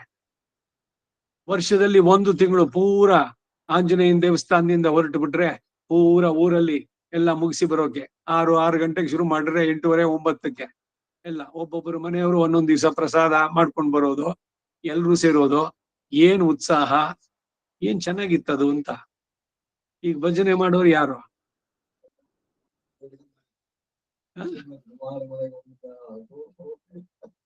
ಎಲ್ಲ ಡ್ಯಾತ್ಲು ಇಂತೆ ತಾಳು ಇದೆ ಎಲ್ಲ ಮುಚ್ಕೊಂಡೆಲ್ಲ. ಎಷ್ಟ್ ಚೆನ್ನಾಗಿತ್ತದು. ಅದರ ಉಪಯೋಗ ನೋಡಿ ಎಷ್ಟಾಗತ್ತೆ ಅಂತ. ಪೇರುಮೋರ ಇರತ್ತೊಳ್ ಒನ್ನು ನೀರ್ ಪೇಶುವಿನೇ 10, 2, 3 ಅಂತ ಅನುಭವಿಸಿದ್ದಾರೆ. ಭಗವಂತನ ನಾಮೋಚ್ಚಾರಣೆ ಎಷ್ಟೇ ಫಲ, ಭಗವಂತನು ನೆಲೆಸಿರುವ ದಿವ್ಯ ಕ್ಷೇತ್ರ ಹೆಸರನ್ನು ಹೇಳೋದಕ್ಕೂ ಇದೆ. ಇದಕ್ಕೇನೆ ನಾನು ದಿವ್ಯ ಪ್ರಬಂಧ ಅನುಸಂಧಾನದಲ್ಲಿ 108 ದಿವ್ಯ ದೇಶಗಳು ಅದನ್ನು ಅಲ್ಲಿರುವಂತ ಕ್ಷೇತ್ರಾಧೀಶ ಅವ್ರ ಹೆಸರನ್ನು ಸೇರಿಸಿ ಮಾಡಿದೆ. ನೋಡಿದ್ದೀರಾ ಅದರಲ್ಲಿ ಕಡೆನಲ್ಲಿದೆ. ಶ್ರೀರಂಗ ವಾಸೆ, ಶ್ರೀ ವಿಲ್ಲಿಪುತ್ತೂರ್ ವಾಸೆ, ಅಲ್ಲಿಯ ಕ್ಷೇತ್ರಾಧೀಶ ಅವನ ಹೆಸರು ಇದು ಎಲ್ಲ. ಆದಿನಾಥ, ಜೊತೆಗೆ ಅವಳು ಶಂಭಗವಲ್ಲಿ, ಷಣ್ಭಗವಲ್ಲಿ, ಪಂಕಜವಲ್ಲಿ, ಅರವಿಂದವಲ್ಲಿ, ನಾಯಿಕಾ ಸಮೇತ ನಾರಾಯಣ. ಅವನು ಏನು ಅಲ್ಲಿದಾನೋ ಅವನು ಪೂರನು ಇದ್ದಿಟ್ಕೋಯ್ಕನ್ನ ಅದು ಹೆಂಗೋ ಪಾತುಟ ಸೇತಿಂದೆ ನಾನೇ. ಅವ್ರ ರಂಗಪ್ರಿಯ ಸ್ವಾಮೀಜಿ ಅಪ್ರಿಶಿಯೇಟ್ ಪಣ್ಣ ನಾನ ಇರ್ಕನ್ನಪ್ಪ ಉಪಯುಕ್ತಮ ಇದನ್ನೆಲ್ಲ ಸೇತಿರ್ಕ ಅಂತ. ಈಗ ಪ್ರಬಂಧ ಅನುಸಂಧಾನ ಮೂಲತಃ ಅದೇನು ಅಂದ್ರೆ ಈ ಪರಕಾಲ ಮಠದ 3ನೇ ಸ್ವಾಮಿಗಳು ಬರೆದಿದ್ದು ಆ ತಮಿಳು, ಅದಕ್ಕೆ ಕನ್ನಡದ ಅನುವಾದ, ಅದ್ರ ಜೊತೆಗೆ ಬೇರೆ ಎಲ್ಲ ಸೇರಿಸಿದ್ರಲ್ಲಿ ಶಾತುಮರೆ, ತೊಡಕಂ ಇವೆಲ್ಲ ಇದೆ ದಿವ್ಯ ಪ್ರಬಂಧ ಅನುಸಂಧಾನ. ಕಡೆಯಲ್ಲಿ ನೋಡಿ 108 ದಿವ್ಯದೇಶಗಳು, ಅಲ್ಲಿಯ ಕ್ಷೇತ್ರಾಧೀಶರ ಹೆಸರುಗಳು. ಅದು ಕೂಡ ಉಪಯೋಗ ಅಂತಾರೆ ಇಲ್ಲಿ.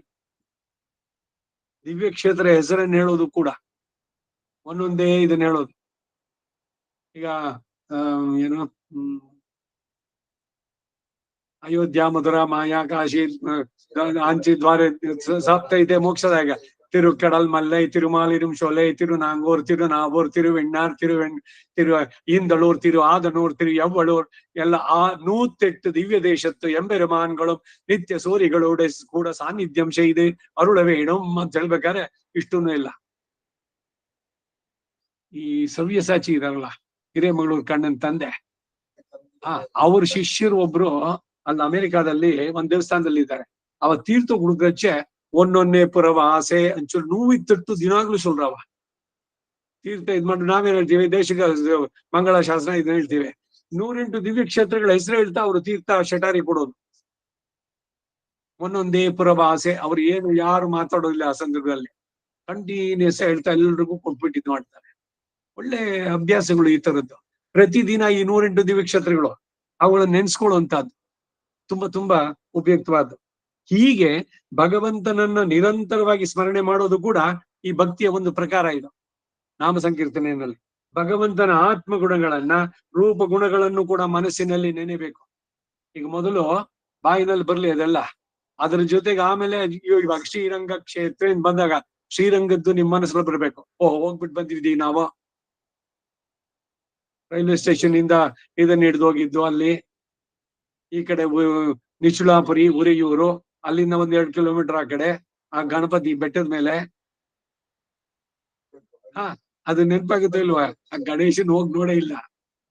ನಮ್ಗೆ ಗಣೇಶನ್ ಕೊಯ್ಲಿಕ್ಕಿನ್ನ ಶ್ರೀರಂಗ ತೀರ್ಥ ಗಿಟ್ಟ ಪುರುಷ ಬೆಟ್ಟದ ಮೇಲೆ ಇದೆ. ನಾವು 5ಕ್ಕೆ ಹೋಗಿದ್ದು. ನಾವು 3-4 ವಿಷಯ போயிருக்கிறேன். அவன் ஒரு போய் பாத்தீங்கன்னா ಆ ಗಣೇಶನ್ ನೋಡಕ್ ಹೋಗ್ಲಿಲ್ಲ. ಹೋಗೋ ಉದ್ದೇಶ ಏನು ಅಂದ್ರೆ ಉರಿಯೂರು இந்த ತಿರುಪಾಣಾಳ್ವಾರ್ ಅವ್ರ ಜನ್ಮಸ್ಥಳ ಅದು ನಿಚುಳಾಪುರಿ ಅಂತದಕ್ಕೆ ಹೆಸರು.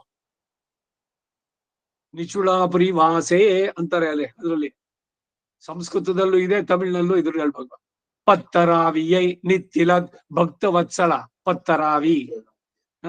ಈ ತರದಲ್ಲಿ ಒಂದೊಂದೇ ಕ್ಷೇತ್ರಗಳು ಇದೆಲ್ಲ ಹೇಳ್ತಾ ಬರೋದು. ಸೊ ಅಲ್ಲಿಂದ ಮುಂದಕ್ಕೆ ಈ ಗೋದಾದೇವಿಗೆ ವಿವಾಹ ಆಯ್ತಲ್ಲ ಶ್ರೀರಂಗದಲ್ಲಿ. ಇದರಿಂದ ಹೊರಟು ಪಾಂಡಿಯನ್ ಕೊಂಡಾಳ ಇಲ್ಲಿಂದ ಶ್ರೀವಿಲ್ಲಿಪುತ್ತೂರಿಂದ ಹೊರಟಿದ್ದು ದಿಬ್ಬಣ ಮದುವೆ ಮೆರವಣಿಗೆ ಹೋಗಿದ್ದು ಅಲ್ಲಿ ನೀವು ಇದಕ್ಕೆ ಉರಿಯೂರು ಅಥವಾ ನಿಚುಳಾಪುರಿ ಉರಿಯೂರ್. ಅದೇನೆ ಈ ತಿರುಪಾಣಾಳ್ವಾರ್ ಇದು ಮುನಿವಾಹನ. ಸಾರಂಗಮಾಮುನಿ ತೋಳ್ತನಿಲೇ ಬಂದು ಅಲ್ಲಿಂದ ದೇವಸ್ಥಾನದಿಂದ ರಂಗನಾಥನ ದೇವಸ್ಥಾನದಿಂದ ಮರ್ಯಾದೆ ಎಲ್ಲ ಹೋಗಿ ವಾದ್ಯ ಇದ್ರ ಜೊತೆಗೆ ಅಲ್ಲಿಂದ ಕರ್ಕೊಂಡ್ ಬಂದ್ರು ಗೋದಾದೇವಿನ.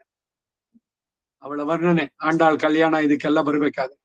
ಆಮೇಲೆ ಅವಳು ಬಂದವಳು ಸೀದಾ ಬಂದು ಒಳಗಡೆ ಹೊಟ್ಟೆ ಹೋದ್ಲು. ಒಬ್ಳೇ ಮಗಳು ಅಂತ ನಾನು ಇದ್ ಮಾಡಿದೆ, ಶೆಂಗಣ್ಮ ಅಂತ ಅನ್ಕೊಂಡು ಪೋನಾನ್ ಅಂದಾಗ, ನೀವು ನನಗೆ ಇವಾಗ ಮಾವ ಆದ್ರಿ. ನನ್ನ ಆ ರೂಪ ಇದೆಯಲ್ಲ ಅಲ್ಲಿ ಇಲ್ಲಿ ಪುತ್ತೂರ್ನಲ್ಲಿ, ಅಲ್ಲೇ ನೀವು ಕಂಟಿನ್ಯೂ ಮಾಡಿ, ನಿಮಗೆ ಈ ವಿವಾಹದನ್ನ ನಾನು ಅಲ್ಲೇ ನಿಮ್ಗೆ ತೋರಿಸ್ತೀನಿ ಅಂತ ಭಗವಂತ ಹೇಳಿ, ಅವಾಗ್ಲಿಂದ ಅದಕ್ಕೆ ಅವರು ಪೆರಿಯಾಳ್ವಾರ್. ಶ್ವಶೂರಾಮ್ ಅಮರ ವಂದ್ಯಂ ರಂಗನಾಥಸ್ಯ ಸಾಕ್ಷಾತ್ ರಂಗನಾಥನಿಗೆ ಮಾವನಾದವರು. ದ್ವಿಜ ಕುಲ ತಿಲಕಂ, ಬ್ರಾಹ್ಮಣ ಕುಲಕ್ಕೇನೆ ತಿಲಕಪ್ರಾಯರಾದವರು. ವಿಷ್ಣು ಚಿತ್ತಂ ನಮಾಮಿ. ಹೀಗೆ ಒಂದೊಂದು ಕೂಡ ಭಗವಂತನ ಆತ್ಮ ಗುಣಗಳನ್ನ ರೂಪ ಗುಣಗಳನ್ನು ಮನಸ್ಸಿನಲ್ಲಿ ನೆನೆಯಬೇಕು. ಭಗವಂತನ ಸ್ಮರಣೆಯೇ ಅದು ಸಂಪತ್ತು. ನಾನು ಯಾವತ್ತು ಭಗವಂತನ ನಾಮ ಸಂಕೀರ್ತನೆ ಮಾಡ್ಲಿಲ್ಲ, ಅದು ಪಟ್ಟಿನಿ ನಾಳೆ. ಇವ್ರದೇನೇನೆ ಪೆರಿಯಾಳ್ವಾರ್ದೇ ಮಾತಿದು. ಪೆರಿಯಾಳ್ವಾರ್ ತಿರುಮಳಿ ಇದೆಯಲ್ಲ, ಪೆರಿಯಾಳ್ವಾರ್ದು 473 ಪಾಶುರ ಅದ್ರಲ್ಲೇ ಬರುತ್ತೆ. ಪಟ್ಟಿನಿ ನಾಳೆ ಅಂತಾರೆ. ವಿಪದ್ವಿಸ್ಮರಣಂ ವಿಷ್ಣೋಹೋ ಸಂಪನ್ನ ನಾರಾಯಣ ಸ್ಮೃತಿ ಎಂದು ಹಿರಿಯರು ಹೇಳ್ತಾರೆ. ವಿಪತ್ತು ಅವನನ್ನು ಬಿಟ್ಟು ವಿಸ್ಮರಣೆ, ಮರೆವೋ ಅಥವಾ ಅನ್ಯ ವಿಷಯಗಳಲ್ಲಿ ಮನಸ್ಸು ತೊಡಗಿದ್ರೆ ಅದರಿಂದ ವಿಪತ್ತು. ಯಾರಿಗೆ? ವಿಸ್ಮರಣೆ, ವಿಷ್ಣುವಿನ ವಿಸ್ಮರಣೆ ಉಂಟಾದ್ರೆ. ಆದ್ರೆ ಸಂಪತ್ತು ನಾರಾಯಣನ ಸ್ಮೃತಿಯಿಂದ. ಮಧುರೆಯಲ್ಲಿ ಅವತರಿಸಿ ಅತ್ಯಂತವಾಗಿ ಪ್ರಕಾಶಿಸುವವನು, ಅಪರಿಚ್ಛಿನ್ನವಾದ ಕಲ್ಯಾಣ ಗುಣಗಳನ್ನುಳ್ಳವನು, ತ್ರಿವಿಧ ಚೇತನ ಪದಾರ್ಥಗಳಿಗೆಲ್ಲ ಸ್ವಾಮಿಯಾದವನು. ಸ್ವಾಧೀನ ತ್ರಿವಿಧ ಚೇತನ. ಇವತ್ತು ವೈಕುಂಠ ಗದ್ಯ ಬೆಳಗ್ಗೆ ಅನುಸಂಧಾನ, ಅದು ಎಷ್ಟು ಚೆನ್ನಾಗಿದೆ ನೋಡಿ. ಆಯಾ ಪದಗಳನ್ನೇ ಹಾಕ್ತಾರೆ. ಎಲ್ಲ ತ್ರಿವಿಧ ಚೇತನ ಅಚೇತನ ಪದಾರ್ಥಗಳಿಗೆಲ್ಲ ಸ್ವಾಮಿಯಾದವನು, ಅತಿ ಮನೋಹರವಾದ ಕಾಂತಿ ಉಳ್ಳವನು ಆದಂತ ಕಣ್ಣನು, ಸುಂದರವಾದ ತಿರುವಾರನ್ ವಿಳೈ. ಇದೊಂದು ಕೇರಳದ ದಿವ್ಯ ಕ್ಷೇತ್ರ ತಿರುವಾರನ್ ವಿಳೈ. ಆ ಕ್ಷೇತ್ರದಲ್ಲಿ ನಿತ್ಯವಾಸ ಮಾಡ್ತಾ ಇದ್ದಾನೆ. ಅವನನ್ನ ಕ್ಷಣಕಾಲವಾದರೂ ಮನಸ್ಸಿನಲ್ಲಿ ನೆನೆಯುವ ಭಾಗ್ಯ ಬರುವಂತಾಗಲಿ ಅಂತ ಆಳ್ವಾರು ಹೇಳ್ತಾರೆ. ಭಗವಂತನ ಒಂದು ದಿವ್ಯ ನಾಮವನ್ನು ಸ್ಮರಿಸಿದ್ರು ಅದು ಸಹಸ್ರ ಪ್ರಕಾರವಾಗಿ ನಮ್ಮನ್ನು ರಕ್ಷಿಸುತ್ತೆ. ಪ್ರತಿಬಂಧಕಗಳನ್ನ ಹೋಗಲಾಡಿಸಿ ಭಗವಂತನ ಸಂಶ್ಲೇಷವನ್ನು ಉಂಟು ಮಾಡುತ್ತೆ. ಭಗವಂತನ ನಾಮಗಳನ್ನ ಸ್ಮರಿಸಿದ್ರೆ ಪ್ರಬಲವಾದ ಪುಣ್ಯ ಪಾಪ ರೂಪವಾದ ಕರ್ಮಗಳು, ಅಜ್ಞಾನ, ಅನ್ಯತಾ ಜ್ಞಾನ, ವಾಸನ, ರುಚಿ ಮೊದಲಾದವೆಲ್ಲ ಹೆದರಿ ಓಡುತ್ತೆ. ಎಲ್ಲ ಇಂದ್ರಿಯಗಳ ತೃಪ್ತಿ, ಇದಕ್ಕೆ ಬರುವಂತದ್ದೆಲ್ಲ 5 ಇಂದ್ರಿಯಗಳು, ಅದಕ್ಕೆ ಬರುವಂತ ವಿಷಯಗಳು ಇವೆಲ್ಲ ಹೋಗುತ್ತೆ. ಭಗವಂತನ ನೆಡಿಯಾನ್ ಎಂದರೆ ದೀರ್ಘಬಂಧು ಆಗಿದ್ದಾನೆ. ನೆಡುಮಾರ್ ಕಡಿಮೆ ಚೈವೇನ್ ಪೋಲ್ ನೆಡಿಯಾನೆ ಪರವೈ ಪುಳ್ ಕೊಡಿಯಾನೆ ಅಂದ್ರೆ. ಪುಳ್ ಕೊಡಿಯಾನೆ ಅಂದ್ರೇನು? ಗರುಡ. ಕೊಡಿ ಅಂದ್ರೆ ಧ್ವಜ. ಗರುಡ ಧ್ವಜನೆ ಅಂತ ಹೇಳ್ತಾ ಇದ್ದಾರೆ. ಪುಳ್ ಕೊಡಿಯಾನೆ ಎಷ್ಟು ಸುಂದರವಾಗಿರುತ್ತಾ. ಒಂದೊಂದು ಪದ ಅರ್ಥಕ್ಕೆ ಹೋಗ್ಬೇಕು ನಾವು. ಒಂದೊಂದು ಕೂಡ ಒಮ್ಮೆ ಅವನನ್ನು ನೆನೆದರೆ ಮತ್ತೆ ಯಾವ ಕಾಲದಲ್ಲಿಯೋ ಮರೆಯದೆ ಅವನು ನಾವು ನೆನೆದಂತೆಯೇ ಇರುವ ಸ್ವಭಾವದವನಾಗ್ತಾನೆ. ಇದನ್ನೇ ವಿವರಿಸುತ್ತಾ ಆರಾಯಿರಪಿಡಿ. ತಿರುಮಂತ್ರத்தை சொல்லி அழகிய மலர்களை கொண்டே அவன் திருவடிகளிலே பரிமாறி அவனை ஸ்நேகயுக்தமாக நினையுங்கோள் என்று கொண்டு ಪ್ರಸ್ತುತಮಾನ ಭಕ್ತಿ ಯೋಗத்தை சொல்லி ಮುಡಿಕ್ಕಿರಾರ್ ಎಂದು ನಿರೂಪಿಸಿ ಭಗವಂತನ ಸ್ಮರಣೆಯ ಮಹತ್ವವನ್ನ ಅಲ್ಲಿ ಎತ್ತಿ ತೋರಿಸ್ತಾರೆ. ವೇದಗಳಿಂದಲೋ ವೇದಗಳನ್ನ ಅರಿತವರಿಂದಲೋ ಬ್ರಹ್ಮವಾದಿನೋ ವದಂತಿ. ಬ್ರಹ್ಮವಾದಿನ್ ವೇದವನ್ನು ತಿಳಿದವನು. ಅವ್ರು ಹೇಳುದು ಪೂರ್ಣವಾಗಿ ಅರಿಯುವುದಕ್ಕೆ ಅಶಕ್ಯನಾದಂತ ಭಗವಂತನನ್ನ ನಿರ್ಹೇತುಕವಾದ ಅವನ ಕಟಾಕ್ಷದ ಕಾರಣ ನಾನು ತಿಳಿದೆ. ನಿರ್ಹೇತುಕ ಅಂದ್ರೆ ಏನು? ಭಗವಂತ ನಮ್ಮನ್ನು ಅನುಗ್ರಹಿಸ್ಬೇಕಾದ್ರೆ ನೀವು ನನ್ಗೆ ನಮಸ್ಕಾರ ಮಾಡಿ ಆಮೇಲೆ ನಾನು ನಿಮ್ಮನ್ನು ಮಾಡ್ತೀನಿ ಅಂತಿಲ್ಲ. ಕಾರಣ ಇಲ್ಲದೆ ಎಕ್ಸ್ಪೆಕ್ಟಿಂಗ್ ಏನು ಇಲ್ಲದೆ, ಯಾವುದೇ ಒಂದು ಕಾರಣ ಇಲ್ಲದೆ. ಒಂದು ಹೇತು ಅಂದ್ರೆ ಒಂದು ಕಾರಣ, ಅದು ಯಾವುದು ಇಲ್ಲದೆ ಮಾಡುವಂತಹದ್ದು. ಈ ನಿರ್ಹೇತುಕ ಕಟಾಕ್ಷದ ಕಾರಣ ನಾನು ಅವನನ್ನ ತಿಳಿದೆ ಅಂತ ಆಳ್ವಾರ್ ಹೇಳ್ತಾರೆ. ಇಂತಹ ಲಾಭ ಶ್ರೀಯಃಪತಿಯಾದ ಭಗವಂತನಲ್ಲಿ ಭಕ್ತಿ ಮಾಡಿ ಸೇವಿಸಿದ್ದರಿಂದ ಉಂಟಾಯಿತು ಅಂತ ಹೇಳಿ ಅವನ ಪಾದ ಸೇವೆ ಮಾಡಬೇಕು ಅನ್ನೋದನ್ನ ಸೂಚಿಸ್ತಾರೆ. நீழ்கடல் சூழ் இலங்கைக்கோன் தோள்கள் தலை துணி செய்தார் தாள்கள் தலையில் வணங்கி ನಾಳ್ಕಡಲ್ ಕಳಿಮಿನೇ. 167 ಭಗವಂತನ ಪಾದ ಸೇವೆಯು ಭಕ್ತಿಯ ಒಂದು ಪ್ರಕಾರ. ನವವಿಧ ಭಕ್ತಿನಲ್ಲಿ ಪಾದ ಸೇವನ, ಅರ್ಚನಾ, ವಂದನ ನಾಮ ಸಂಕೀರ್ತನೆ ಎಲ್ಲ ಒಂದೊಂದೇ ಬರುವಂತ ಇದನ್ನ ಮಾಡಿ ಅಂತ ಇಲ್ಲಿ ಹೇಳಿದೆ. ಭಕ್ತಿಯ ಮತ್ತೊಂದು ಪ್ರಕಾರ ಭಗವಂತನ ಅರ್ಚನೆ.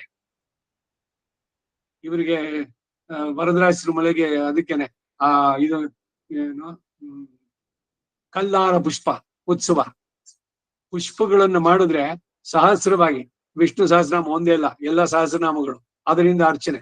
ಒಂದೊಂದು ಸಲಿ ಒಂದೊಂದಕ್ಕೂ ಒಂದೊಂದು ಪುಷ್ಪ.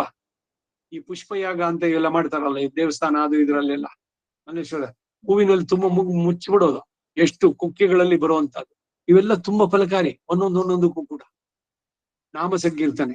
ಸಹಸ್ರನಾಮಗಳು 16 ಸಹಸ್ರನಾಮ ಅಲ್ಲ, 20 ಇದೆ, ನಾನು ಲಿಸ್ಟ್ ಮಾಡಿ ಇಟ್ಟಿದ್ದೇನೆ. ಗೋಪಾಲ ಸಹಸ್ರನಾಮ, ವಾಸುದೇವ ಸಹಸ್ರನಾಮ, ಶ್ರೀಕೃಷ್ಣ ಸಹಸ್ರನಾಮ, ಒಂದೊಂದು ಎಲ್ಲ ಯಾರು, ಗೋಪಾಲ ಯಾರು, ವಾಸುದೇವ ಯಾರು, ಶ್ರೀಕೃಷ್ಣ ಯಾರು.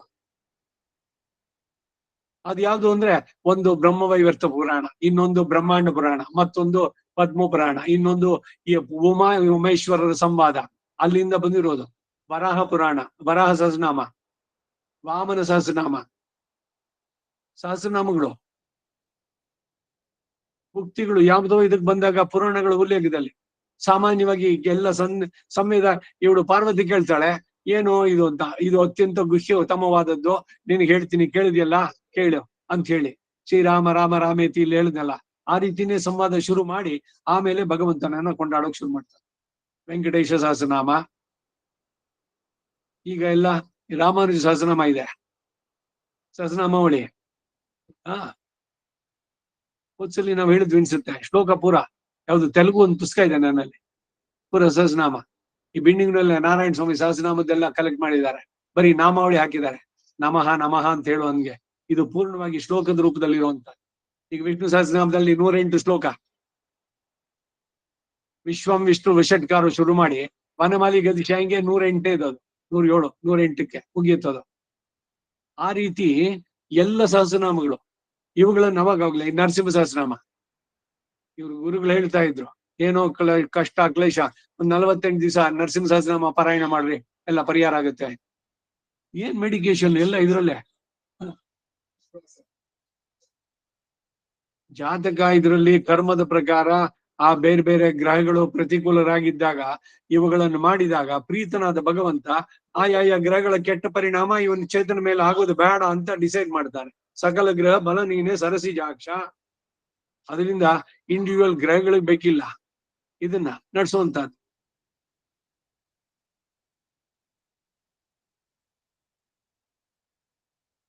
ಭಕ್ತಿಯ ಮತ್ತೊಂದು ಪ್ರಕಾರ ಭಗವದ್ ಅರ್ಚನೆ. ಭಗವಂತನನ್ನ ಮನಮುಟ್ಟಿ ಪೂಜಿಸಿ ಭಜಿಸೋದು, ಭಗವಂತನ ಧ್ಯಾನ ಯೋಗ ಸಿದ್ಧಿಸೋದಕ್ಕೆ ಇದೊಂದು ಸಾಧನ, ಅರ್ಚನೆ.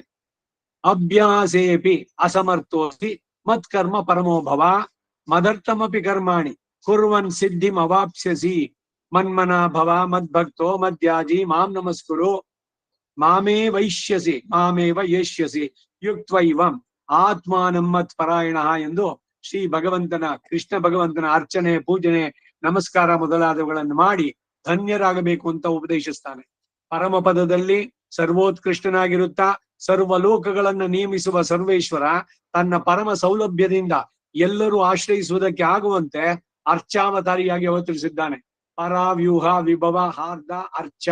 ಈ ಅರ್ಚ ಉದ್ದೇಶ ಏನೊಂದು ಇದೇನೆ, ಕಣ್ಣಿಗೆ ಕಾಣುವಂತೆ ನಮಗೆ ಸುಲಭವಾಗಿ ಗ್ರಹಿಸೋದಕ್ಕೆ ಇಂದ್ರಿಯಗಳಿಂದ. ಅದಕ್ಕಾಗಿ ದೇವಸ್ಥಾನಕ್ಕೆ ಹೋದಾಗ ಕಣ್ಣು ಮುಚ್ಕೋಬಾರ್ದು.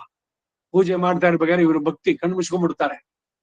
ಅವ್ರ ಸೇವೆ ಯಾರದು ಅಂತಂದ್ರೆ ಚೆನ್ನಾಗಿ ಕಾಲಿನಿಂದ ತಲೆ ತನಕ, ಇಲ್ಲ ತಲೆಯಿಂದ ಕಾಲ್ ತನಕ ನೋಡ್ಬೇಕು. 3 ಗಂಟೆ 14 ಅಥವಾ 15 ನಿಮಿಷ ಬೆಳಗ್ಗೆ ವಿಷ್ಣು ಇದೆ ಸುಪ್ರಭಾತ ಮುಡಿಸ್ಬಿನ್ನ ಪೆರ್ಮಳಕ್ಕೆ ಶ್ರೀನಿವಾಸನಿಗೆ ಕಾಲಿನಿಂದ ಮಂಗಳಾರತಿ ಮಾಡ್ತಾರೆ. ಅದಾದ್ಮೇಲೆ ಇವನ ವೈನತೆಯನ್ನು ತೋರಿಸ್ತಾರೆ, ಆಂಜನೇಯನನ್ನು ತೋರಿಸ್ತಾರೆ, ಗೋಪುರದ ಶಿಖರಿಗಳೆಲ್ಲ ಕೊಣೋದು ಬಹಳ ಚೆನ್ನಾಗಿದೆ. ಸೆಲೆಕ್ಟೆಡ್ ಇದು ಮಂಗಳಾಶಾಸನ ಪರೈ ಮದಾಚಾರ್ಯ ಪುರೋಗಮ ಎನ್ಬೇಕಾದ್ರೆ ಮಂಗಳಾರತಿ ಶುರುವಾತ ಪ್ರತಿ ನಾಳು. ಅದೇ 3:13 3:14 ಆ ಟೈಮ್ ಸರಿ 15 ನಿಮಿಷ ಮುಗಿದೋಗುತ್ತೆ. ಆಮೇಲೆ ಬೇರೆ ಕಾರ್ಯಕ್ರಮಗಳು, ಮಂಗಳಾರತಿ. ಹೀಗೆ ಭಗವಂತನನ್ನ ನೋಡುವಂತಹದ್ದು, ಪೂಜನೆ ನಮಸ್ಕಾರ ಇವುಗಳನ್ನ ಮಾಡಿ ಧನ್ಯರಾಗ್ಬೇಕು ಅಂತ. ಪರಮ ಪದದಲ್ಲಿ ಸರ್ವೋತ್ಕೃಷ್ಟನಾಗಿರುತ್ತಾ ಸರ್ವಲೋಕಗಳನ್ನ ನೇಮಿಸುವ ಸರ್ವೇಶ್ವರ ತನ್ನ ಪರಮ ಸೌಲಭ್ಯದಿಂದ ಎಲ್ಲರೂ ಆಶ್ರಯಿಸುವುದಕ್ಕೆ ಆಗುವಂತೆ ಅರ್ಚಾವತಾರಿಯಾಗಿ ಅವತರಿಸಿದ್ದಾನೆ. ದೃಢ ಭಕ್ತಿಯಿಂದ ಅವನನ್ನ ಸೇವಿಸಿ ಪೂಜಿಸಿ ಧನ್ಯರಾಗುವವರೆಗೆ ಎಲ್ಲ ಸಮೃದ್ಧಿಯೂ ಆಗತ್ತೆ, ಯಾವ ಕೊರತೆಯೂ ಆಗದು ಅಂತ ಆಳ್ವಾರ್ ಹೇಳ್ತಾರೆ. ಈ ಜಾಗದಲ್ಲಿ ನಿಲ್ಲಿಸ್ಕೊಂಡಿರೋಣ. ಕವಿತಾರ್ಕಿಕ ಸಿಂಹಾಯ ಕಲ್ಯಾಣ ಗುಣಶಾಲಿನೇ ಶ್ರೀಮತೆ ವೆಂಕಟೇಶಾಯ ವೇದಾಂತ ಗುರವೇ ನಮಃ. ಆದಿತ್ಯ ಪಶುರೋಭಂಗ ಪಂಚಾನ್ನ ಪರಾಕ್ರಮ ಶ್ರೀಮಾನ್ ವೆಂಕಟನಾಥಾರ್ಯ ಸ್ಥಿರಂ ವಿಜಯತಾಂಭವಿ. ಶ್ರೀಮತೆ ನಿಗಮಾಂತ ಮಹಾದೇಶಿಕಾಯ ನಮಃ. ಶ್ರೀ ತಿರುಕ್ಕುರುಹೈ ಪಿರಾನ್ ಪಿಳ್ಳಾನ್ ಸ್ವಾಮಿನೇ ನಮಃ. ಸರ್ವಂ ಶ್ರೀ ವಾಸುದೇವ. ನಮಸ್ಕಾರ ಮಾಮ.